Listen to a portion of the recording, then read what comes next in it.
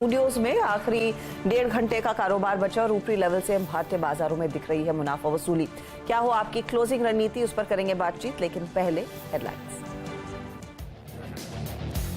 नया शिखर छूने के बाद बाजार में उतार चढ़ाव। निफ्टी 19,750 के करीब। मिड कैप में बिकवाली का दबाव। इंडेक्स 0.3% गिरा।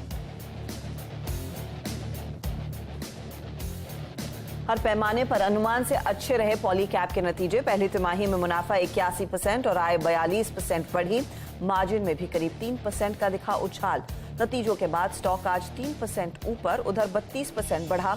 आईसीआईसीआई प्रूडेंशियल का प्रॉफिट, लेकिन वीएनबी मार्जिन पर दिखा दबाव।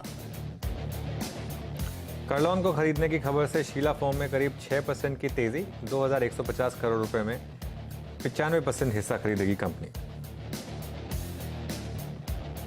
नतीजों के बाद एटीआई माइंट्री में भी दिखी मुनाफा वसूली। शेयर करीब 3% नीचे। कंपनी की कांस्टेंट करेंसी रेवेन्यू ग्रोथ एकदम फ्लैट। वहीं टाटा एलेक्सी भी रिजल्ट्स के बाद 2.5% फिसला। अमरा राजा में ब्लॉक डील के जरिए 2 करोड़ 70 लाख शेयरों में बड़ा सौदा। 1788 करोड़ रुपए में करीब 16% शेयरों में हुई डील। शेयर 6% टूटा।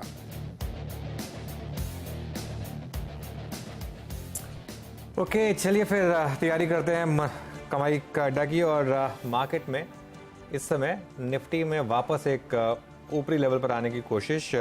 आज सुबह 19,800 जो प्रॉफिट टेकिंग जोन था, वहां से मार्केट में एक क्लियर कट मुनाफा वसूली आई।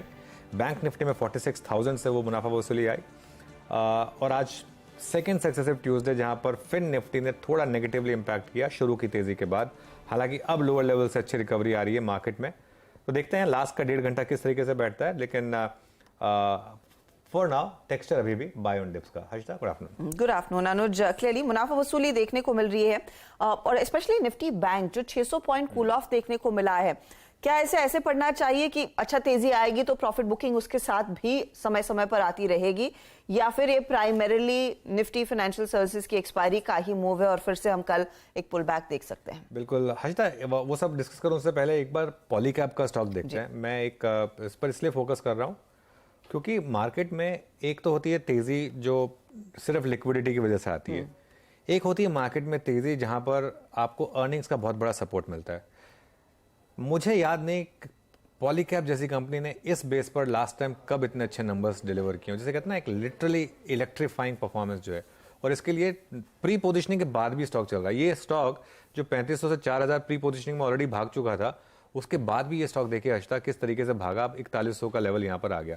तो ये आपको एक चीज बता रहा है कि आप इस समय किस लेवल की मार्केट में, किस तरीके की मार्केट में, जहां पर आपको इस तरीके के स्टॉक्स पर फोकस करेंगे, पोर्टफोलियो में रखेंगे तो बहुत पैसा बनेगा। अब मार्केट की बात है, जहां तक सुबह हमने एक चीज डिस्कस की थी कि अगर आपने कल या परसों लिया है 19,800 पर एक बार प्रॉफिट बुक करके साइड में हो जाइए और उसके बाद देखिए मार्केट किस तरीके से बिहेव कर रहा है। और मार्केट का टेक्सचर यही है, एक कदम पीछे 3 कदम आगे। पहले मैं 1 कदम पीछे 2 कदम आगे बोलता था, अब 1 कदम पीछे 3 कदम आगे। तो आज हमने 1 कदम पीछे ले लिया मार्केट में हायर लेवल से, लेकिन टेक्सचर अभी भी मार्केट का बहुत स्ट्रांग है और अभी भी एक बाय ऑन डिप्स का ही ये टेक्सचर है। हाँ, 19,800 पे थोड़ी सी प्रॉफिट टेकिंग आनी थी और वो आ गई, उसमें कोई हैरानी नहीं है। ये एक तर्कसंगत चीज है। और 19,800 से 20,000 के बीच में थोड़ी सी मार्केट में प्रॉफिट टेकिंग होनी थी। एक और चीज, एक बार जरा 19,800 की कॉल और 19,700 के पुट लेकर आइए। कल जो एक बहुत इंटरेस्टिंग चीज हुई थी, कल लोगों ने ऑलरेडी 19,800 के पुट बेच दिए थे। वो मुझे लग रहा था कि शायद थोड़ी सी अति हो गई थी, तो आज उसका थोड़ा सा सुधार हुआ है। अब 19,800 की कॉल और 19,700 की पुट, ये जो लॉजिकल जहां पर बिल्डअप होना चाहिए था वहां पर बिल्डअप हो रहा है। रेंज क्या है आपकी? अब ये रेंज है इस एक्सपायरी के लिए। बाय कहां करना है आपको? बाय 2 तरीके से करना है, या तो 19,600 से 19,650 मिल जाए तो बाय करें आप, या फिर आज का हाई क्रॉस हो जाए तो बाय करें। इस समय नो मैंस लैंड में आप, इस समय बाय करने का वो जोन नहीं है। 19,600 से 19,650 बाय करें, या फिर 19,811 19,820 जो आज का हाई है वो निकले तो फिर बाय करें। अब वो जो दूसरा सवाल आपने पूछा बैंक निफ्टी का, वो मेरे ख्याल से फिन निफ्टी का इंपैक्ट है, क्योंकि एक छोटा रेजिस्टेंस है यहाँ 45,800 टू 46,000 में, और हम आज अगेन 45,900 तक गए, वहां से स्लिप हो गए। अगेन 46,000 पे प्रॉफिट टेकिंग की बात थी। फिन निफ्टी की एक्सपायरी का एक इंपैक्ट है, लेकिन यहां पर भी आपको बाय ऑन डिप्स करना है और एक 45,200 का एक स्टॉप लॉस रखना है यहां पर। इसमें कोई डाउट नहीं है कि मार्केट में अभी भी तेजी है, बहुत तेजी है। और एक आखिरी चीज, एक बार इन्फोसिस का चार्ट लेकर आइए इंट्राडे में, और ये जो है ना बिल्कुल मार्केट कुछ पढ़ने की कोशिश कर रहा है यहाँ पर कि क्या आ सकता है नंबर्स में।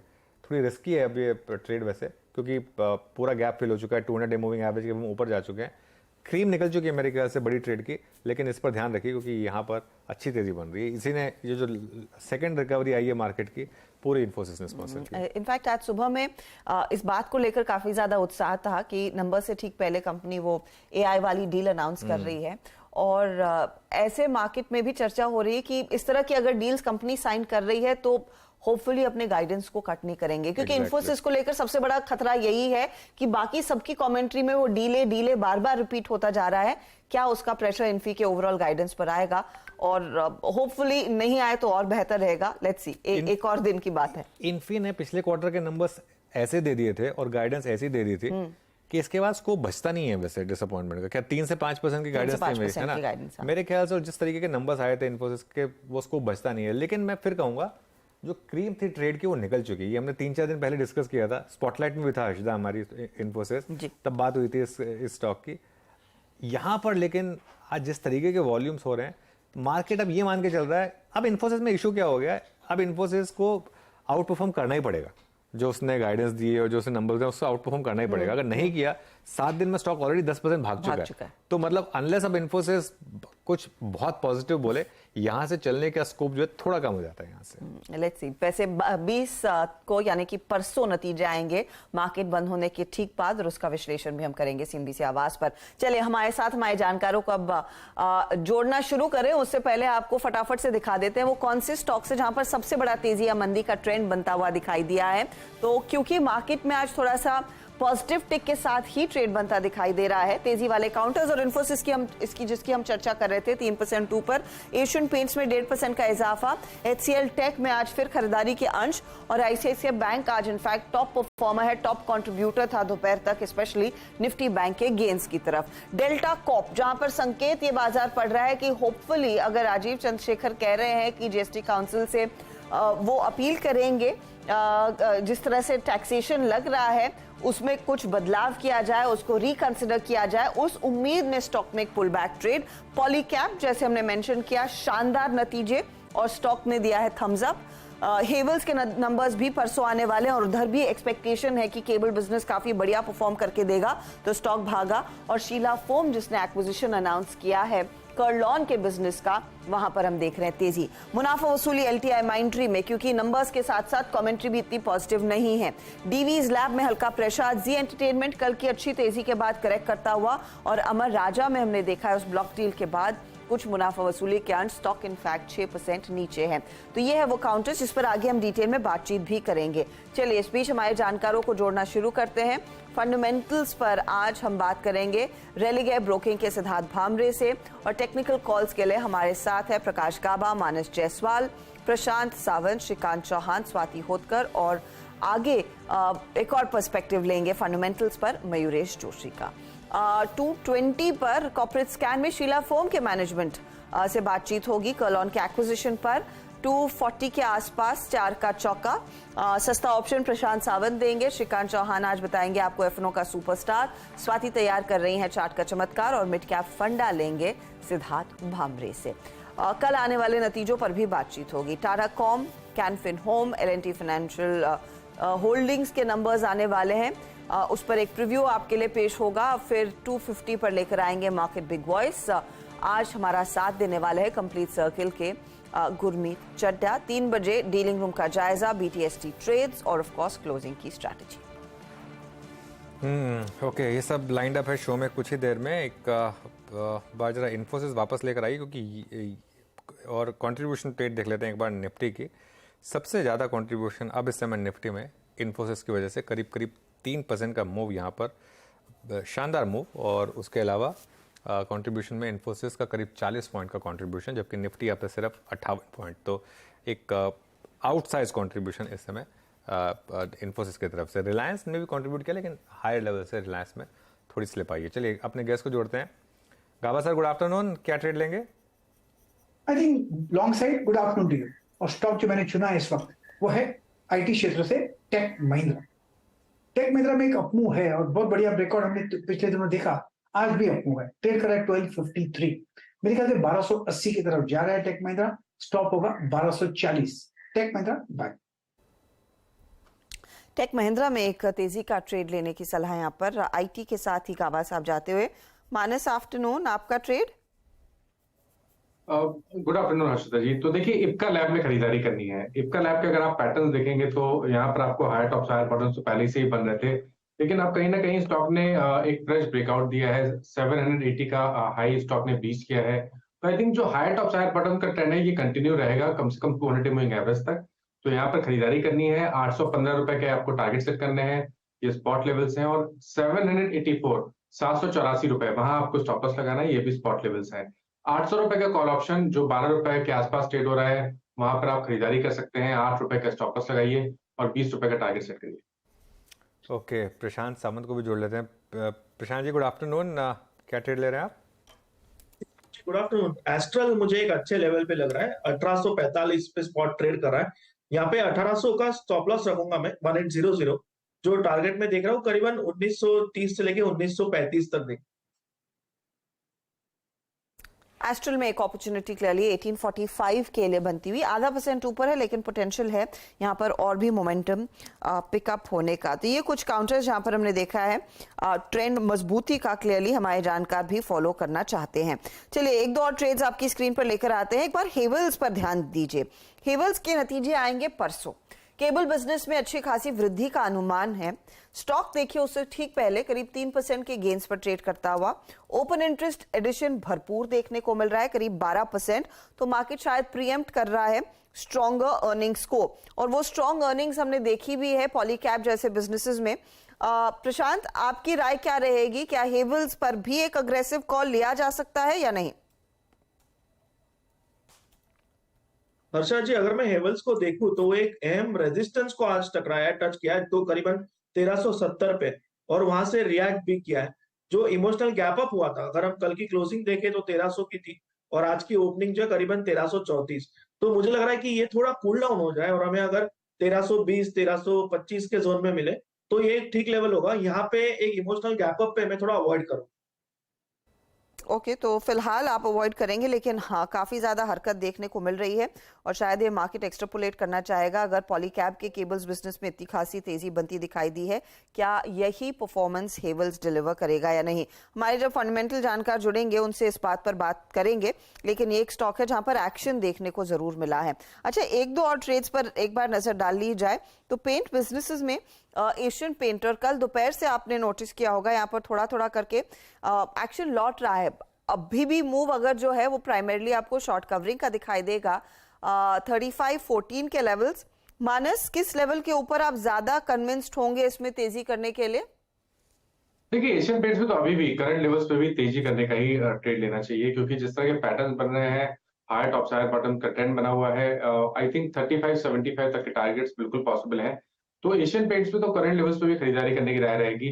3480 का आपको स्टॉप लॉस लगाना है और 3575 के टारगेट सेट करना है। ओके, तो ये फिलहाल एक ट्रेड जहां पर अभी भी मौका है खरीदारी करने का। 53 रुपए की बढ़त और आप देखिए करीब 5-6% का इजाफा स्टॉक ने दिया है इन द रीसेंट पास्ट, जहां पर एक मोमेंटम देखने को मिला है। लेकिन ओवरऑल अगर बाजार की चाल आप देखें, प्राइमरीली जो कुछ की काउंटर्स हैं उन्हीं के बल पर ये तेजी बनती हुई दिखाई दी है। इस समय हम बात कर रहे हैं इन्फोसिस की, एशियन पेंट की, लेकिन एक स्टॉक जो काफी मजबूत रहा है और अब ये एक नई दहलीज पर आ खड़ा हुआ है, नई तेजी की दहलीज पर आप कह सकते हैं, रिलायंस इंडस्ट्रीज 2815 के लेवल्स। इस पिछले 10 दिनों का एक बार चार्ट दिखाएंगे तो आपको याद होगा पिछले हफ्ते का वो एक बहुत स्ट्रॉन्ग मूव, और उसके बाद वो मोमेंटम कंटिन्यू हुआ है। 14 दिनों में 11% की तेजी, रिलायंस का बहुत बड़ा योगदान रहा है इस पर्टिकुलर मूव में। क्या आपको लग रहा है और एक्साइटमेंट बढ़ेगा जैसे जैसे हम 20 तारीख के करीब जाएंगे? नहीं, 20 तारीख परसों है और ये कल एक्स डेट, कल लास्ट दिन है टेक्निकली फर्स्ट। आज से वैसे सारे सौदों में फिजिकल मार्जिन लगना शुरू हो गया है। ये ट्रेड अब पूरी प्ले हो चुकी है, अब मैच्योर हो चुकी है ये ट्रेड। मैक्सिमम क्या होगा, 2800 का 2900 चला जाएगा ये, ठीक है। इससे ज़्यादा कुछ है नहीं।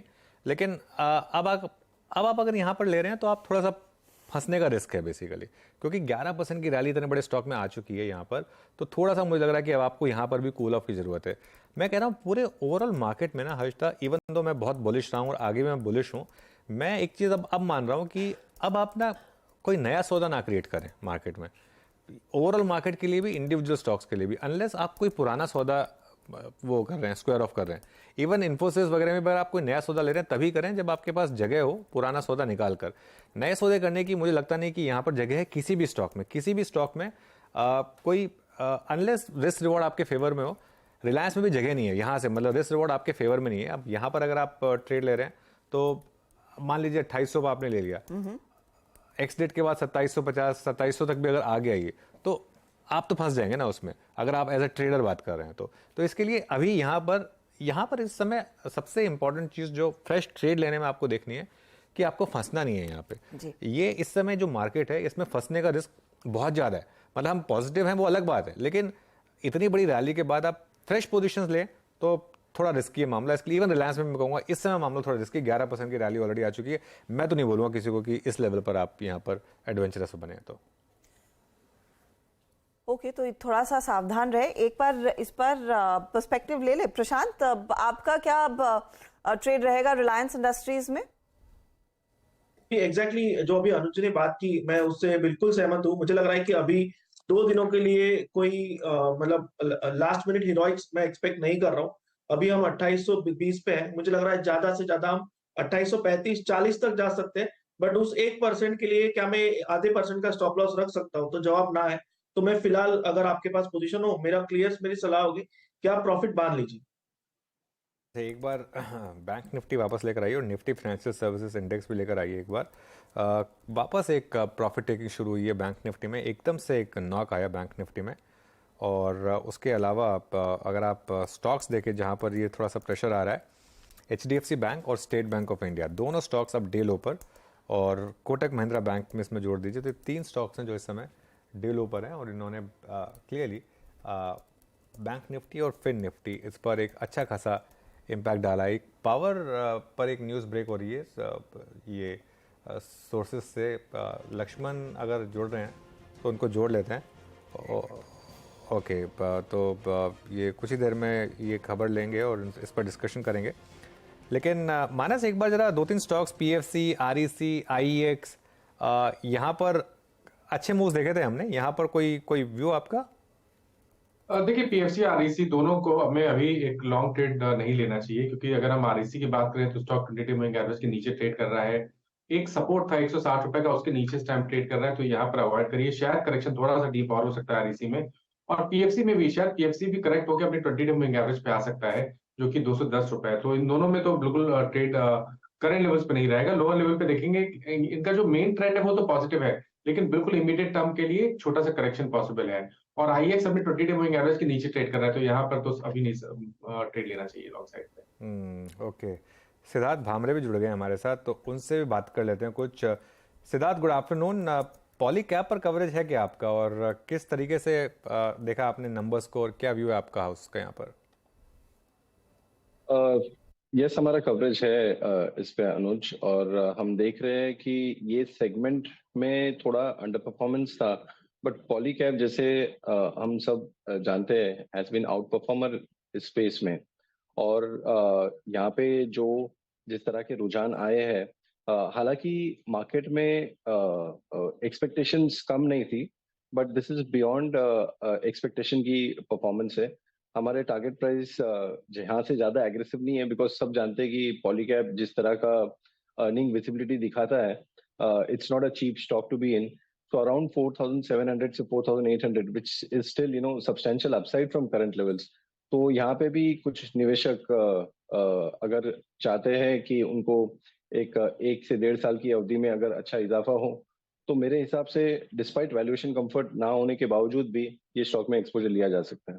तो अभी भी मौका इस स्टॉक में लॉन्ग टर्म निवेश का है, और ये एक बहुत ही शानदार मूवर है। करीब 90% के रिटर्न्स इसने आपको पिछले 1 साल में या फिर पिछले 12 महीनों में दिए हैं। अच्छा, लार्जली इस मार्केट पर आपका रुझान हर डिप पर पैसे लगाने का है क्या सिद्धार्थ? आज ऑफ कोर्स हम देख रहे हैं निफ्टी बैंक कुछ करेक्शन दिखा रहा है, निफ्टी लेकिन 19,800 पर, हम 200 पॉइंट और जोर लगाएंगे तो 20,000 के ऐतिहासिक लेवल पर रहेंगे। हर्षिता, बहुत ही ट्रिकी क्वेश्चन है और सिचुएशन भी बहुत ट्रिकी है कि ये मार्केट बढ़ रहा है आगे, लेकिन जैसे मैंने पॉलीकैप के लिए भी कहा, एक वैल्यूएशन कंफर्ट यहाँ नहीं है। लेकिन हमको सिर्फ हिस्टोरिकल वैल्यूएशंस नहीं देखने होंगे, हमको ओवरऑल सिचुएशन देखना होगा क्या है।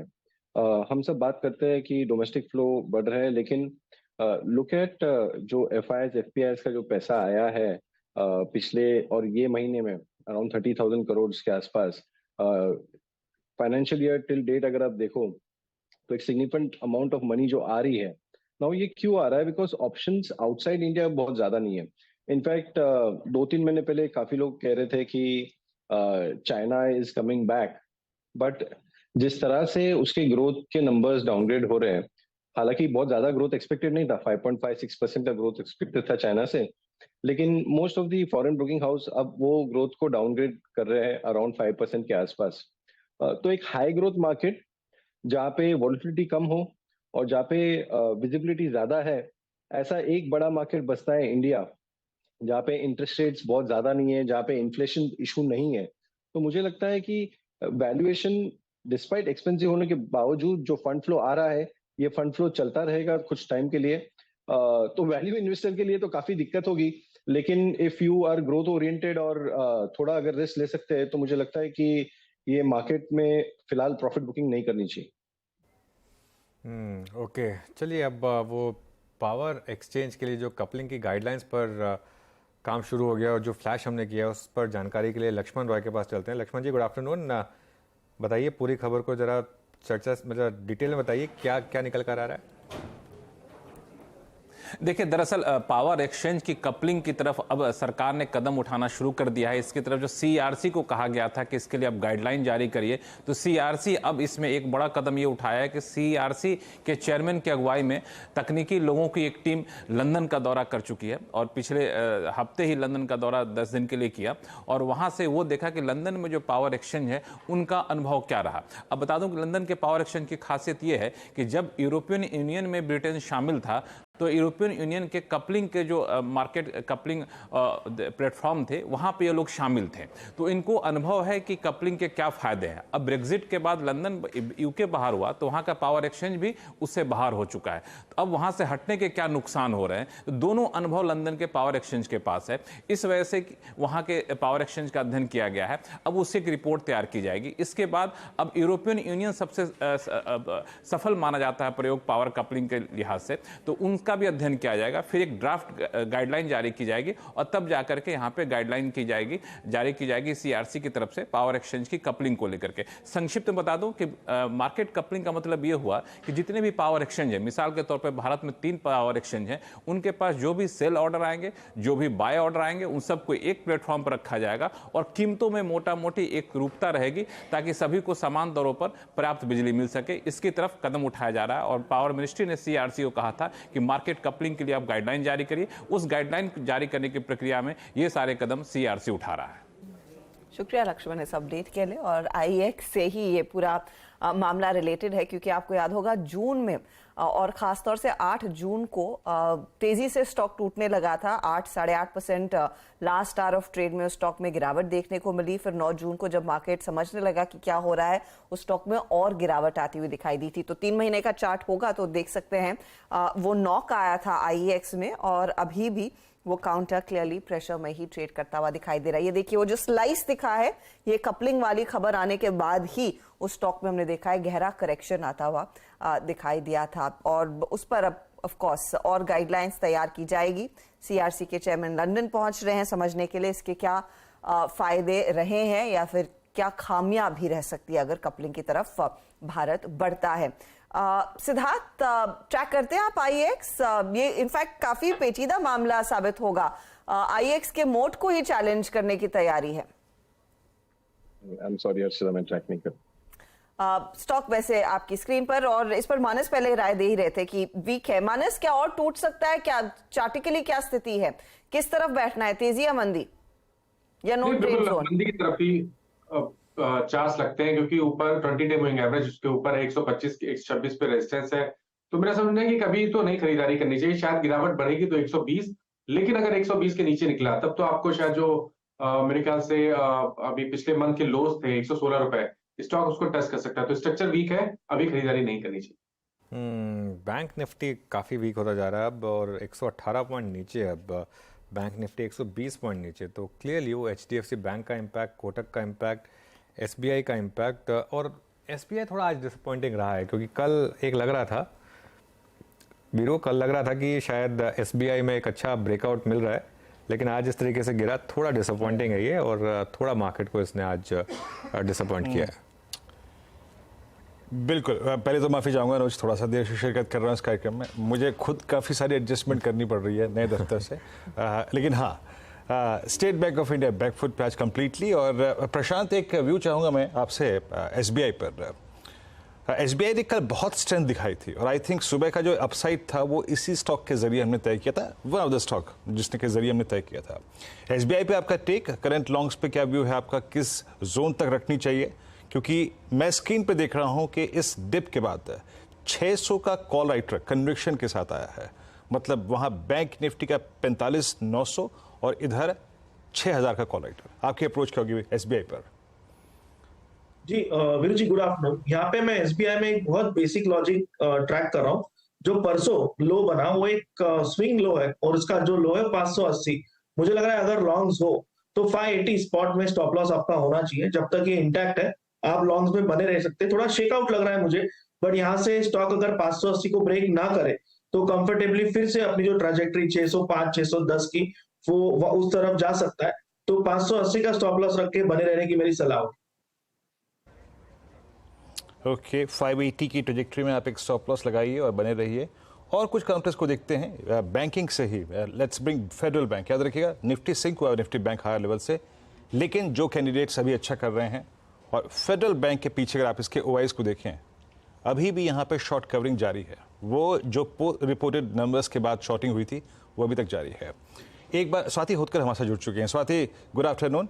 स्वाति, आपकी फेडरल पे अप्रोच क्या है? 133 डे हाई की ट्रैजेक्टरी बेहद नजदीक है, और एक शॉक पोस्ट अर्निंग जो था वो एब्जॉर्ब कर चुका है स्टॉक का।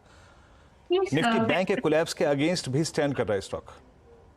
इस फेडरल बैंक का अगर आप डेली वीकली चार्ट भी देखोगे, लाइन चार्ट पे, तो एक ये inverse head and shoulder pattern formations में फिलहाल अभी तो राइट शोल्डर बन रहा है लाइन चार्ट्स पे।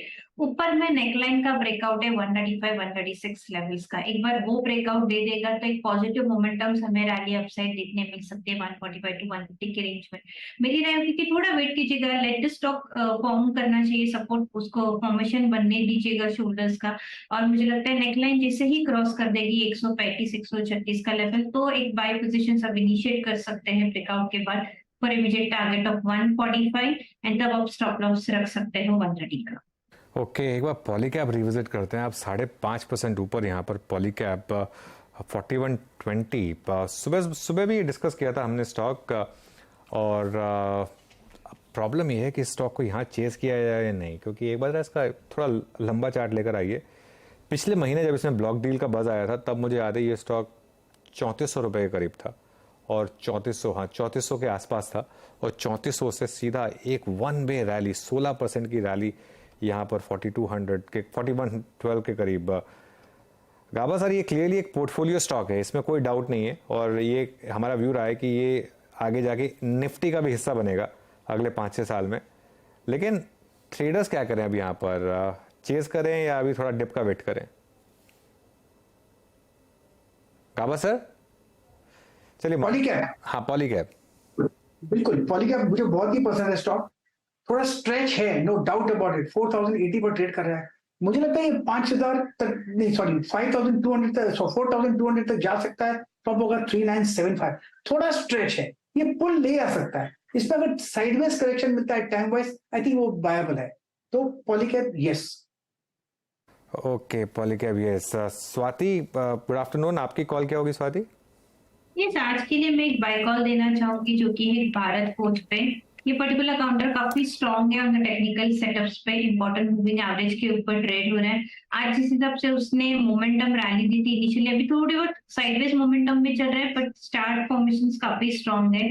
वीकली चार्ट्स पे देखोगे तो एक स्टीप रैली होने के बाद साइडवेज मोमेंटम है, तो कंसोलिडेशन ब्रेकआउट की मैं उम्मीद रखती हूँ। मैं आई एम प्रीएम्प्टिंग ब्रेकआउट। ऊपर में 875 का ब्रेकआउट काफी स्ट्रॉन्ग है, तो करंट लेवल पे आप बाय कीजिएगा। 857 का स्टॉप लॉस प्लेस कीजिएगा for immediate target of 890 rupees. Okay चलिए अब एक काम करते हैं, जरा स्टॉक से बहुत चर्चा हो गई और मेरे ख्याल से अभी बाजार में बहुत ज़्यादा ट्रेड्स है भी नहीं। एक बार इंडेक्स पे एक डेडिकेटेड डिस्कशन करते हैं। एक बार निफ्टी को लेके आइए, स्क्रीन पे निफ्टी बैंक को लेके आइए। आज सुबह एक करेक्टिव अप्रोच यही थी और एक सीएनबीसी आज पे आपने व्यू यही सुना था कि ये 19,800 एक बाय का जोन है, ये प्रॉफिट्स को कैश में कन्वर्ट करने का जोन है और वहाँ से हमें डिप मिला ऑलमोस्ट 693 तक का। बैंक निफ्टी में 45,900 एक प्रॉफिट्स को कैश में कन्वर्ट करने का जोन है और उसके बाद बैंक निफ्टी का कोलैप्स बैंक निफ्टी डीलों पर है। अनुज, अगर हम इस लास्ट 4 दिन के सफर को देखें जो सुपर एग्रेसिव था, thanks to Reliance, thanks to HDFC bank, कुछ हद तक कल SBI और IT का वो लगभग 1,500-2,000 पॉइंट का स्विंग, एक बार के लिए ये एक रीजनेबल पॉइंट है जहां से बाजार अपना एक कंसोलिडेशन का जोन ढूंढ सकता है। माइट बी निफ्टी 19,800, 19,700, 19,650 इस ट्रेजेक्टरी में फ्लोट करे, इस बात के चांसेस ज़्यादा हैं। देखिए फिर वो बिल्कुल एग्जैक्टली। और एक और चीज़, बीच बीच में मार्केट कितना स्ट्रेच्ड है, इसको एक एग्जांपल देता हूँ मैं आपको। इस समय 5 day exponential moving average, forget about 10 day, 5 day exponential moving average आपका प्लेस्ड है 19,600 पर, ठीक है ना। 10 day exponential moving average place है आपका 19,450 पर। इतना स्ट्रेच्ड है मार्केट। पिछली बार क्या हुआ था, ये स्ट्रेचिंग किस तरीके से हमारी ठीक हुई थी, निफ्टी ज़्यादा नहीं गिरा था लेकिन 3-4 दिन तक निफ्टी कंसोलिडेट हो गया था, उससे मूविंग एवरेज ऊपर आ गई थी। देखिए इंडेक्स को मूविंग एवरेज टेस्ट करने के 2 तरीके होते हैं, या तो इंडेक्स गिर जाए या मूविंग एवरेज ऊपर आ जाए।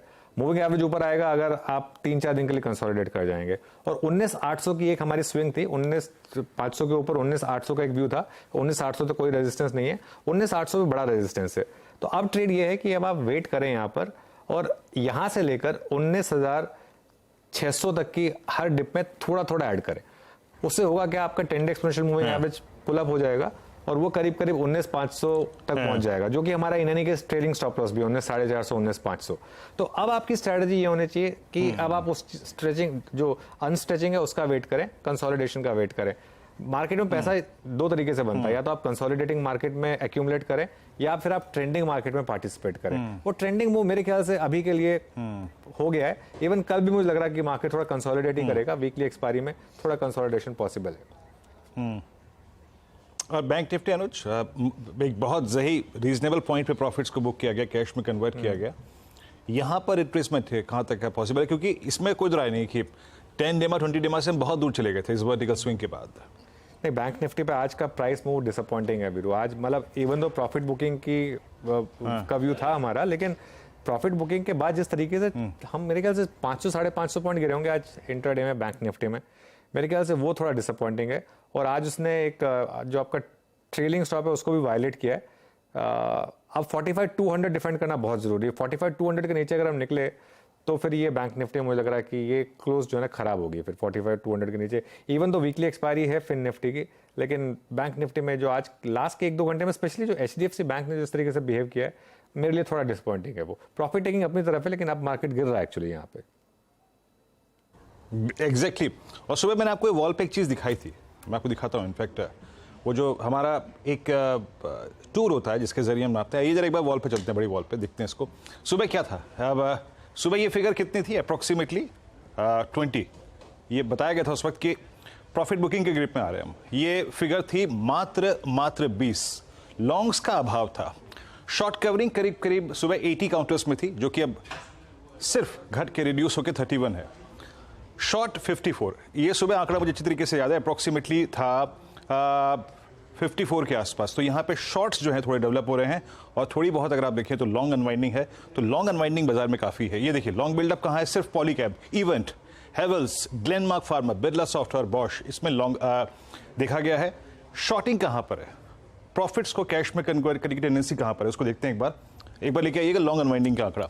और यहाँ पे ये रही shorting, Delta Corp, Infosys, Asian Paints, HCL Technologies और BHL। ये एक शॉर्ट कवरिंग है यहाँ पर। इन्फोसिस, एशियन पेंट्स को आई थिंक क्रूड के रिट्रेसमेंट में कुछ एडवांटेज मिला, एसएल टेक्नोलॉजीज और बीएचएल। शॉर्टिंग देखिए 90 शॉर्टिंग है, 90 स्टॉक्स में शॉर्टिंग है, वो फिगर कहाँ पर है? अगली स्लाइड में आएगा। ज़्यादातर बैंक्स में, बैंकिंग स्टॉक फ्यूचर्स में, एचडीएफसी बैंक में और स्टेट बैंक ऑफ इंडिया में, पीएसयू बैंक्स में, Bank of Baroda, Godrej consumer, AB fashion, LTI Mindtree, इनमें आज शॉर्टिंग विजिबल है। तो आज शॉर्ट का आंकड़ा बिल्कुल थोड़ा सा रीजनेबली हाई है, तो ये क्लियरली इंडिकेशन है कि बाजार आज एक प्रॉफिट टेकिंग के मोड में गया और वही स्क्रीन पे विजिबल है। निफ्टी और निफ्टी बैंक एग्जैक्टली डे लो की ट्रैजेक्टरी में ट्रेड करते हुए। हर्षदा जी हाँ, तो ये इंडेक्स के लेवल्स और इस पर नजरें रखी जाएगी। अच्छा, इस बीच गोदरेज एग्रोवेट के लिए एक अपडेट आ रहा है कि तेलंगाना सरकार ने दरअसल पाम ऑयल की खेती और प्रोसेसिंग यूनिट लगाने के लिए कंपनी को लगभग 47,000 एकड़ का एक प्लॉट आवंटित किया है। तो बहुत बड़ा प्लॉट माना जाएगा, करीब करीब 10% ऊपर ये स्टॉक, और काफी दिनों बाद दरअसल इस तरह का मूव गोदरेज एग्रोवेट में हमने देखा है। अरसा हो गया इस स्टॉक पर बात किए हुए, 50 रुपए का मूव देखते ही देखते आया है। यहाँ पर company of course food processing, palm oil processing का एक प्लांट तैयार करती हुई दिखाई देगी। इस पर एक फटाफट पहले टेक चेक ले लिया जाए। स्वाति, ट्रैक करती है गोदरेज एग्रोवेट आप? यस, डेफिनेटली ये काउंटर काफी स्ट्रॉन्ग है, जिस हिसाब से टेक्निकल सेटअप बन चुका है। काफी महीने बाद इसकी 200 डीएमए का ब्रेकआउट दिया था कुछ दिन पहले। ये काफी स्टक हुआ था 480 450 के रेंज में। आज न्यूज आने के बाद इसने जो एक ब्रेकआउट दिया है, काफी स्ट्रॉन्ग ब्रेकआउट है, वॉल्यूम से काफी स्ट्रॉन्ग है। मुझे लगता है ये वापस एक 52 वीक हाई के आसपास जा सकता है, विच कम्स टू अराउंड 557 का रेंज का ब्रेकआउट है उसका। वहां तक ये मोमेंटम रैली हमें देखने मिल सकती है। अगर जिनके पास भी लॉन्ग पोजीशन है, आई विल सजेस्ट ये जो आज इंट्राडे मोमेंटम आया उसमें आप अपने पार्शियल प्रॉफिट्स तो बुक कर सकते हो। Second partial you can hold on with a stop loss of 490 for immediate target of 550 560 levels। Okay, Godrej Agrovet करीब 9% ऊपर इस समय। श्रीकांत चौहान भी जुड़ गए हैं हमारे साथ, उनसे पिक्स ले लेते हैं, फिर एक मैनेजमेंट के पास जाएंगे। श्रीकांत, गुड आफ्टरनून, बताइए आपके पिक्स। गुड आफ्टरनून अनुज। देखिए, मुझे लगता है कि ये market is like going to consolidate, थोड़ा वक्त निकाल सकता है क्योंकि काफी मार्केट चल चुका है और 19,800 के करीब एक एक्सटेंशन का रेजिस्टेंस भी आ रहा था। बट यस, कैपिटल गुड्स या कुछ सीमेंट कंपनीज में ऐसा लग रहा है कि कुछ शायद रिवर्सल पैटर्न बन रहा है और वहां पे अगर फोकस करना है तो बीएचईएल को हम एक लॉन्ग की राय रखेंगे। करंटली 9450 या 9460 के करीब ट्रेड कर रहा है। यहाँ से अगर इसमें अगर रैली बनती है तो वापस ये 100 के लेवल्स दिखा सकता है, तो 100 रुपए तक के टारगेट्स नजर आते हैं। करंट लेवल से बीएचईएल को लॉन्ग करें और स्टॉप लॉस यहाँ पे रखें एट 91.5। ओके, तो ये फिलहाल वो ट्रेड भेल 1.5% तक का इजाफा बनता हुआ दिखाई दिया है। चलिए लेकर आते हैं आज का बहुचर्चित शेयर शीला फोम। सुबह से ही स्टॉक में सबसे ज्यादा तेजी देखने को मिल रही है। दरअसल मैट्रेस सेक्टर की कंपनी वैसे दिग्गज थी और भी बड़ी होती हुई दिखाई देगी क्योंकि कंपनी ने अपने कॉम्पिटिटर कर्लॉन को खरीदने का फैसला सामने रख दिया है। बोर्ड ने 2,150 करोड़ रुपए में 95% हिस्सा लेने के सौदे को मंजूरी दे दी है। यही नहीं, फर्नीचर कंपनी फलेंको में भी कंपनी करीब 35% हिस्सा लेती हुई दिखाई देगी। इस सब पर बातचीत करने के लिए हमारे साथ अब शीला फोम के सीएमडी राहुल गौतम जुड़ गए हैं। मिस्टर गौतम, स्वागत है आपका। इनफैक्ट स्टॉक एक बहुत बढ़िया मूव दिखा रहा है, मार्केट को शायद पसंद आया है कर्लॉन का सौदा। क्या ऐड करेगा कर्लॉन आपके नंबर्स को लेकर? अगर उस पर थोड़ा सा खुलासा करें, अब तक उनका रेवेन्यू क्या था, किस तरह के मार्जिन्स वो एंजॉय कर रहे थे और एक कंबाइंड एंटिटी फिर कितनी और मजबूत होगी? सो कर्लॉन, देखिए पिछले 2 साल में तो उसने बहुत अच्छा नहीं किया है। जस्ट कोविड से पहले कुछ ट्रांसफॉर्मेशन करने के 2-4 मूव्स थे लेकिन वो वर्क नहीं करे और फिर कोविड आ गया उस समय। बट इनका अगर एक स्टेडी स्टेट देखें जो 5 साल का, पिछले 5 साल का या 6 साल का, तो करीब 1000 करोड़ के आसपास का टर्नओवर है। इस बार 800 850 के आसपास होना चाहिए और मार्जिन्स भी अकॉर्डिंगली पहले 12-13% तक एबिटा गया था, अब इस समय करीब 4-5 के आसपास है। बट ये एक टेम्परेरी फेज है उनका, ये तो बैक टू नॉर्मल हो ही जाएगा जल्दी से। तो 1000 के आसपास का टॉप लाइन और करीब 11-12% का एबिटा। ओके, ठीक है। तो ये सर जो आपने फिर एक्विजिशन किया है, ये आगे और भी एक्विजिशंस करने के प्लान है या अभी फोकस रहेगा इसको इंटीग्रेट करने में? कि इस समय तो इसी को इंटीग्रेट करने में फोकस रहेगा। और ये तो कल ही हुआ है, सो आई थिंक अभी थोड़ा सा जल्दी है कोई भी इसके ऊपर कोई भी व्यू पॉइंट देने का।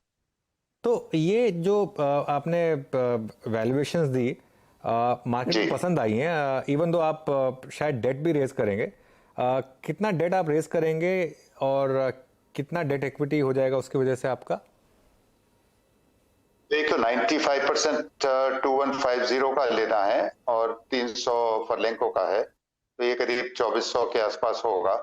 हमारे पास कैश ऑन द बुक्स करीब 850 है, और बाकी एक डेट और इक्विटी का ही मिक्स लेंगे। अभी उसके ऊपर फैसला नहीं है, लेकिन एक हफ्ते भर में हो जाएगा।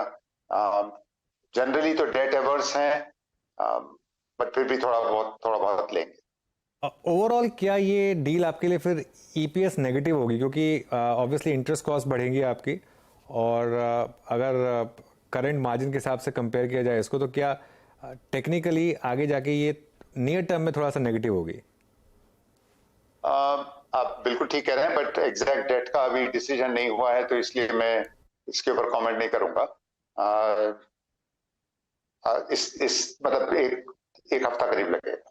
टेकन मिस्टर गौतम, जब भी आप वो डिसाइड करेंगे आई एम श्योर वो उसका खुलासा भी होगा, लेकिन कर्लॉन के ब्रांड के बारे में अगर हमें अंदाजा दे सके, किस तरह का मार्केट शेयर है, क्या बेनिफिट्स, क्या सिनर्जीज आप देखते हैं इस पर्टिकुलर एसेट को अक्वायर करने के पीछे? क्योंकि अगर आप एक ईपीएस नेगेटिव डील कर भी रहे हैं, उसके आपको बेनिफिट्स आगे मिलेंगे, तो वो किस तरह के बेनिफिट्स होंगे, कितना मार्केट शेयर इन दोनों कंबाइंड एंटिटीज का रहेगा? मार्केट शेयर का थोड़ा सा मार्केट का डेफिनेशन करना पड़ेगा। तो इसमें अभी मार्केट इंडिया में अगर देखें तो 60% लोग तो अभी भी कॉटन पे या दरी चटाई पे सोते हैं, और बाकी जो 40% बचा उसमें कुछ अनऑर्गेनाइज सेक्टर है और कुछ ऑर्गेनाइज सेक्टर है। हम दोनों ऑपरेट ऑर्गेनाइज सेक्टर में करते हैं, बट एक बार उस मार्केट को हम ले लेते हैं जो कि एक मॉडर्न मैट्रेस मानेंगे, तो उस मार्केट में करीब 20-21% का शेयर टोटल मिला के हो जाएगा। हमारा करीब 12-13% है और इनका 9% के आसपास है, 9-9.5%। ब्रांड को इंटैक्ट रखा जाएगा या फिर अब ये स्लीपवेल के नाम से ही बिकेंगे, क्योंकि कर्लॉन भी एक फेमस ब्रांड रहा है? नहीं, बिल्कुल कर्लॉन के नाम से ही बिकेंगे। कर्लॉन का ब्रांड हमसे पुराना है, और कुछ एरियाज में तो मतलब मुझे कुछ हेजिटेशन नहीं है ये कहने में कि थोड़ा स्ट्रॉन्गर ही है, साउथ और ईस्ट में, और हमारे लिए नॉर्थ और वेस्ट में स्लीपवेल स्ट्रॉन्गर है। तो बिल्कुल कर्लॉन के नाम से बिकेगा, और इनफैक्ट जो डिफरेंसेस हैं दोनों ब्रांड में। हाँ, ये बात एक्चुअली मैं खुद कहने वाला था, लेकिन मुझे बहुत अच्छा लगा कि आपने ये बात सामने से कही। मतलब फ्रैंकली बोलना मुझे बहुत अच्छा लगा आपने, क्योंकि बिल्कुल जैसा आपने कहा, कर्लॉन का एक्चुअली ब्रांड काफी पॉपुलर है। तो बिल्कुल आप कुछ बात कह रहे थे, सॉरी मैंने बीच में टोक दिया आपको। नहीं, उससे पहले आपने पूछा था जो सिनर्जीज होंगी, तो एक तो मैंने जैसे कहा कि साउथ और ईस्ट में स्ट्रांग है, हम नॉर्थ और वेस्ट में स्ट्रांग हैं। उससे फिर दोनों प्रोडक्ट्स का जो बेसिस है वो दोनों फर्क है। उनका कॉयर बेस्ड है, हमारा फोम बेस्ड है। ये नहीं है कि वो प्रोडक्ट्स हम भी नहीं बनाते हैं, लेकिन जो एक ब्रांड जाना जाता है जिस चीज के लिए, वो ऐसा ही है। वो उनके यहाँ जैसा एवोल्यूशन हुआ तो उन्होंने ज्यादातर मल्टी ब्रांड आउटलेट्स में बेचते हैं, हम लोग एक्सक्लूसिव आउटलेट्स में बेचते हैं। तो फिर बैकएंड की जो सिनर्जीज हैं वो सेपरेट हैं कि जो रॉ मटेरियल या इनपुट परचेजेस हैं उसमें वॉल्यूम का एडवांटेज बिल्कुल दोनों को मिलेगा। हमारे यहाँ फ्रेट का एक बहुत बड़ा एडवांटेज या डिसएडवांटेज होता है। तो अभी उनके 9 प्लांट्स हैं, हमारे 11 प्लांट्स हैं। वो फॉर्चुनेटली हर कोई भी किसी एक पर्टिकुलर सिटी में कोलोकेटेड नहीं है, बिल्कुल अलग अलग है। तो उसमें एक ऑप्टिमाइजेशन करके कि कौन सी चीज कहाँ बननी चाहिए और कौन सी चीज कहाँ बिकनी चाहिए, इस तरह की सिनर्जीज हैं, एंड इनका इम्पैक्ट पड़ेगा, पॉजिटिव इम्पैक्ट पड़ेगा। ओके राहुल जी, अभी आपने कर्लॉन के ब्रांड के बारे में, साथ ही साथ प्रोडक्ट के बारे में, उसके एग्जिस्टेंस के बारे में, सिनर्जीज के बारे में बात करी। मैं एक प्रश्न सर अंतिम तौर पे आपसे और पूछना चाहूँगा कि जब पूरी सिंकिंग प्रोसेस जब पूरा का पूरा हो जाएगा तालमेल, सर ये FY24 के लिए आपका जो पूरा का पूरा इंटरेस्ट बर्डन होगा, क्योंकि आपने कहा कैश भी बुक में है, कुछ अगर आप देखें डेट भी उठाएंगे, total interest burden by the end of this fiscal वो कितना होगा बुक पे अप्रॉक्सीमेटली, जो कुछ मैथमेटिक्स की गई है उसके मुताबिक? मैं बिल्कुल नहीं आपको बता सकता हूं कि मुझे खुद नहीं मालूम है इसके बारे में। एक बार हम फैसला ले लें, फिर उसके बाद में डिसाइड कर लेंगे। नहीं, मेरे बिल्कुल भी इस समय नहीं मालूम है। एंड मैंने जैसे कहा, हमारी बैलेंस शीट अगर देखें तो हमारे पास वर्चुअली जीरो डेट है, and that is the way that we think, and that is the way that we operate. तो उस चीज को बिल्कुल ध्यान में रखते हुए कि कम से कम लेवरेज हो और कम से कम उसका इम्पैक्ट। राहुल जी, एक अच्छा आखिरी सवाल, कर्लॉन के प्रमोटर्स ने क्यों बेचा? क्या क्योंकि इतनी ग्रोइंग मार्केट और इतना स्ट्रांग ब्रांड, तो क्या वो डिस्ट्रेस में थे या फिर एक प्रमोटर को लगा ठीक है चलिए अब किसी और, कई प्रमोटर सोचते हैं कि हमने एक अच्छा बिजनेस अच्छे लेवल तक ले गए, अब इसको नेक्स्ट लोगों को सौंप देते हैं आगे ले जाने के लिए। कोई रीज़न रहा उनके बेचने का जो आपको पता हो? अच्छा, ये कि अभी इस लेवल तक ले गए और बेचने, ये तो बिल्कुल भी नहीं रहा। एस्टैब्लिश्ड बिजनेस फैमिली है और इसके अलावा भी बहुत सारे उनके पास बिजनेसेस हैं। तो ये तो कोई बिजनेस नहीं, लेकिन कहीं पर हम लोग क्योंकि मिलते मिलाते तो रहते थे, बातचीत तो होती थी, तो ये जरूर महसूस होता था कि कुछ जो सिनर्जीज हैं वो अचीव हो सकती हैं अगर दोनों साथ काम करें तो। ये बात जरूर होती थी। एंड कई बार होता है, एक ऐसा मौका आता है कि आदमी डिसाइड कर लेता है, but I mean definitely not कि एक ब्रांड बनाया और उसे बेच दिया। ये भी 60-65 साल पुरानी कंपनी है। वी आर 50 इयर्स ओल्ड, दोनों को जोड़ लें तो 125 साल की प्रेजेंस तो है ही है यहाँ पर। तो these are not the reasons, but it is just that के for everyone this will be much better कि एक साथ इसको ऑपरेट करें। राहुल जी, बहुत बहुत शुक्रिया जुड़ने के लिए, बहुत अच्छा लगा आपसे बात करके, और जो आपने बातें कही, और मतलब मार्केट ने भी खैर इसको सैल्यूट दिया जो आपने एक्विजिशन के। नॉर्मली जब बहुत डेट लेकर एक्विजिशन करते हैं तो मार्केट खुश नहीं होता है, लेकिन क्लियरली मार्केट के यहाँ सिनर्जी दिख रही हैं, तभी मार्केट ने भी पॉजिटिव रिएक्ट किया। बहुत बहुत शुक्रिया, ऑल द बेस्ट आपको इस एक्विजिशन के लिए। थैंक यू भाई।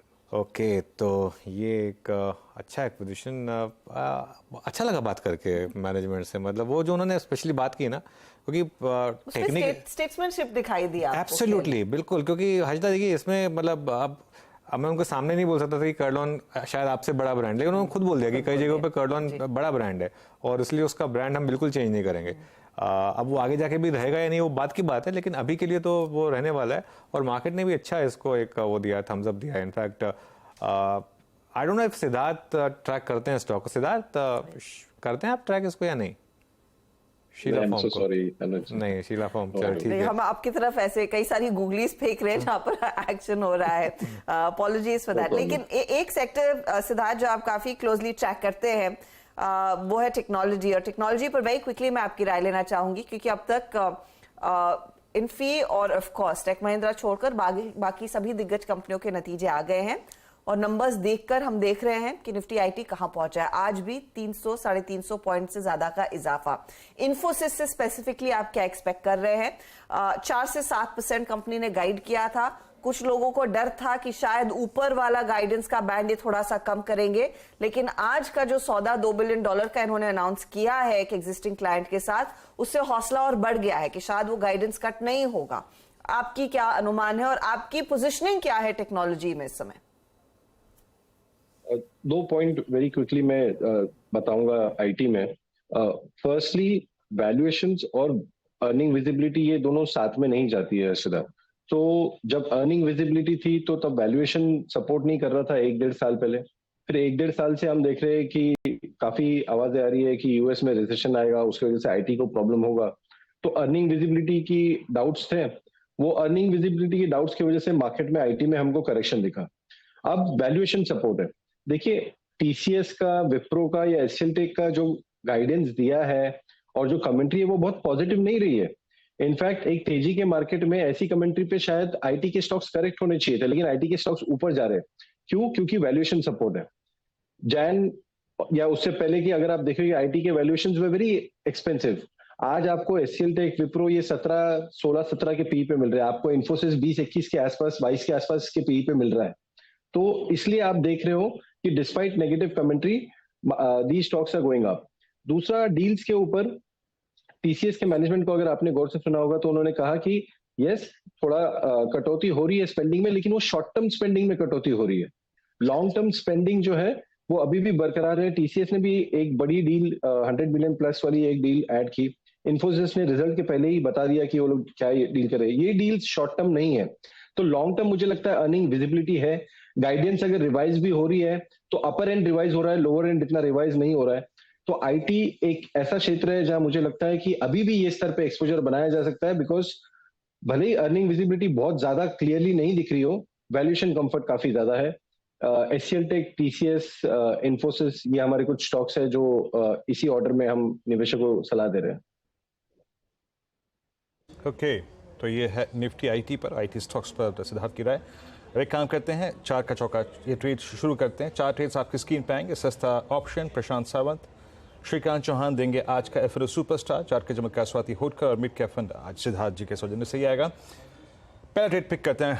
प्रशांत बताइए, ऑप्शन ट्रेड क्या पिक कर रहे हैं आप? तो वीरू जी, मुझे एशियन पेंट्स में जो ब्रेकआउट है वो काफी वैलिड लग रहा है और बैक बाय वॉल्यूम। तो मैं यहाँ पे जो 3500 स्ट्राइक प्राइस की कॉल ऑप्शन 72 पे चल रही है, 72 पे, ये मैं रेकमेंड करना चाहूंगा। मेरा स्टॉप लॉस यहाँ पे होगा 44 का, जो टारगेट में देख रहा हूँ वो 110 का देख। ओके, यहाँ पे एशियन पेंट्स की आपको एक कॉल पकड़नी है, करीब 3500 की 72 पे ट्रेड कर रही है। अच्छा, एशियन पेंट्स से मूव काफ़ी अच्छा खासा था सुबह से ही, और इनफैक्ट सुबह स्ट्रेट की बात हुई भी थी। अब चलते हैं अब अगले ट्रेड के लिए, एफएल सुपरस्टार के लिए, श्रीकांत चौहान जी के पास, कोटक सिक्योरिटीज से। श्रीकांत, क्या पिक कर रहे हैं आप? तो देखिए, यहाँ पे मुझे लग रहा है कि मार्केट में आईटी या बैंक स्टॉक्स दोनों में अच्छी खासी एक प्रॉफिट बुकिंग है, या तो वॉलेटाइल एक्टिविटी बन चुकी है। बट यहाँ पे अगर इस मार्केट में 19,700 के करीब से अगर कोई रिवर्सल अगर आता है, तो मुझे लगता है कि फिर वहां से वापस रिलायंस में कंट्रीब्यूशन आ सकता है, या तो रिलायंस की वजह से मार्केट में रिबाउंड आ सकता है। करंट लेवल से मुझे लगता है रिलायंस इंडस्ट्रीज को ही लॉन्ग करना चाहिए, जो 2815-2820 के करीब ट्रेड कर रहा है। अगर यहाँ से रिबाउंड करता है तो वापस एक बार 2855 या 2860 के जो उसके प्रीवियस हाइज थे उसे ये रीटेस्ट कर सकता है। तो करंट लेवल से रिलायंस इंडस्ट्रीज को लॉन्ग करे और स्टॉप लॉस यहाँ पे रखे 2790 रुपए का। ओके, तो रिलायंस इंडस्ट्रीज में ही सीधा मौका। स्वाति, आपका ट्रेड क्या रहेगा? यस, टेक्निकली मुझे आईटी पैक में एचसीएल टेक काफी स्ट्रॉन्ग लग रहा है। ये अगर हम लार्जर डिग्री पे चार्ट देखोगे तो ये अपवर्ड राइजिंग चैनल में ट्रेड कर रहा है, और लास्ट कुछ दिनों पहले हम लोग ने एक प्रॉफिट बुकिंग सेशन देखा था, बट उसने 200 डीएमए का एक काफी अच्छा सपोर्ट लिया है एंड वहां से वापस बाउंस बैक रैली दी है। लास्ट 2 दिन में हम ट्रेड करें कि काफी वोलेटाइल ट्रेडिंग सेशन रहा है, बट एचसीएल टेक ने 250 डीएमए के ऊपर काफी अच्छा वेल प्लेसमेंट रखा है ऑन द क्लोजिंग बेसिस। तो मुझे लगता है इसमें हम काफी अच्छी पॉजिटिव रैली देख सकते हैं, जो कि काउंटर को लेके चल सकते हैं 1230 1240 पे। तो करंट लेवल पे 1165 है, आप बाय कॉल ले सकते हो। 1140 का स्टॉप लॉस प्लेस कीजिएगा for immediate target of 1230। Okay, चलिए ये एचसीएल टेक की बात हो गई। अब एक काम करते हैं, सिद्धार्थ के पास चलते हैं मिड कैप फंडा के लिए। सिद्धार्थ, क्या पिक कर रहे हैं? अनुज, वोल्टास के बारे में मैं कुछ कहना चाहूंगा, और वो एक स्ट्रॉन्ग पिक रहेगा फंडामेंटली हमारे लिए। कुछ रीजन बताना चाहूंगा कि कोविड के चलते हुए काफी लोगों ने सोचा कि work from home is here to stay, हालांकि अब वैसा नहीं है। और ये जो होम डेकोर या कंज्यूमर ड्यूरेबल स्टॉक्स है, इसमें बहुत तेजी देखी हमने। और वोल्टास जैसा स्टॉक 80 के पी पे भी लोग खरीदने की चेष्टा कर रहे थे, और their way people who were justifying कि 80 के पी पे भी क्यों बाय है। और उसके बाद हमने देखा कि इसमें गिरावट चल रही है। Voltas has been one of the most underperforming stock, तो फिर हम क्यों इसे बाय देने की सलाह दे रहे हैं at this point of time. इस वक्त ये स्टॉक 28 के पी पे चल रहा है। 2015 से लेकर 2018 तक ये स्टॉक 34-35 के पी पे चलता था, और उसके बाद एक पी री रेटिंग हुई है। हमारा ये मानना है कि ये स्टॉक वापस 30 to 35 के पी 34 to 35 के पी के आसपास जा सकता है। उसके कारण यह है कि सिर्फ वैल्यूएशन डी रेटिंग नहीं, लेकिन ये कंपनी ने मार्केट शेयर भी अपना लॉस किया था। 25 से लेकर 21.9 तक इसका मार्केट शेयर आया है। रॉ मटेरियल प्राइसेस काफी हाई थे।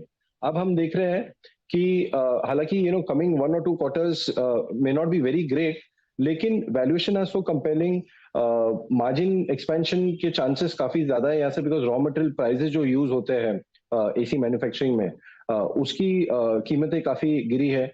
Both margin expansion and increase in volume, ये दोनों फैक्टर्स हमें लगता है कि वोल्टास के लिए यहाँ से फायदेमंद रहेंगे। ये एक सलाह इन्वेस्टर के लिए जो 1, 1.5, 2 साल का ओपिनियन रखता है, शायद ये स्टॉक शायद 1-2 हफ्ता शायद ना चले, लेकिन from here the risk reward ratio एक इन्वेस्टमेंट पर्सपेक्टिव से काफी अच्छा है। हमारा टारगेट प्राइस वोल्टास में 1010 का है, यानी कि तकरीबन 20 से 25% का अपसाइड है यहाँ से। ओके, चलिए सिद्धार्थ, बहुत बहुत शुक्रिया आज हमारे साथ जुड़ने के लिए और ये सारे स्टॉक्स पर बात करने के लिए। मार्केट नाउ एट डेज लो। एक काम करते हैं, एक छोटा सा ब्रेक लेते हैं और ब्रेक के बाद वापस आएंगे और मार्केट की चर्चा करेंगे। गुरमीत चड्ढा भी जुड़ेंगे कुछ देर में हमारे साथ और कल आने वाले नंबर्स पर भी एक प्रीव्यू करेंगे कुछ ही देर।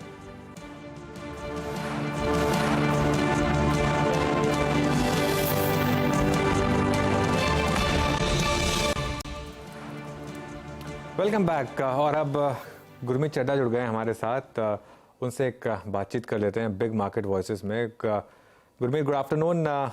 पहले तो आईटी की बात करते हैं और ख़ासतौर से इन्फोसिस की, क्योंकि नंबर से पहले काफ़ी ट्रैक्शन अब स्टॉक में। इस पर हमने पहले भी कई बार बात की थी और पिछले 2-3 महीने में तो खैर ये व्यू भी रहा था कि शायद अच्छे लेवल मिल रहे हैं एक्यूमुलेट करने के लिए, लेकिन अब क्या व्यू होगा यहाँ पर लार्ज कैप आईटी में और ख़ासतौर से इन्फोसिस में?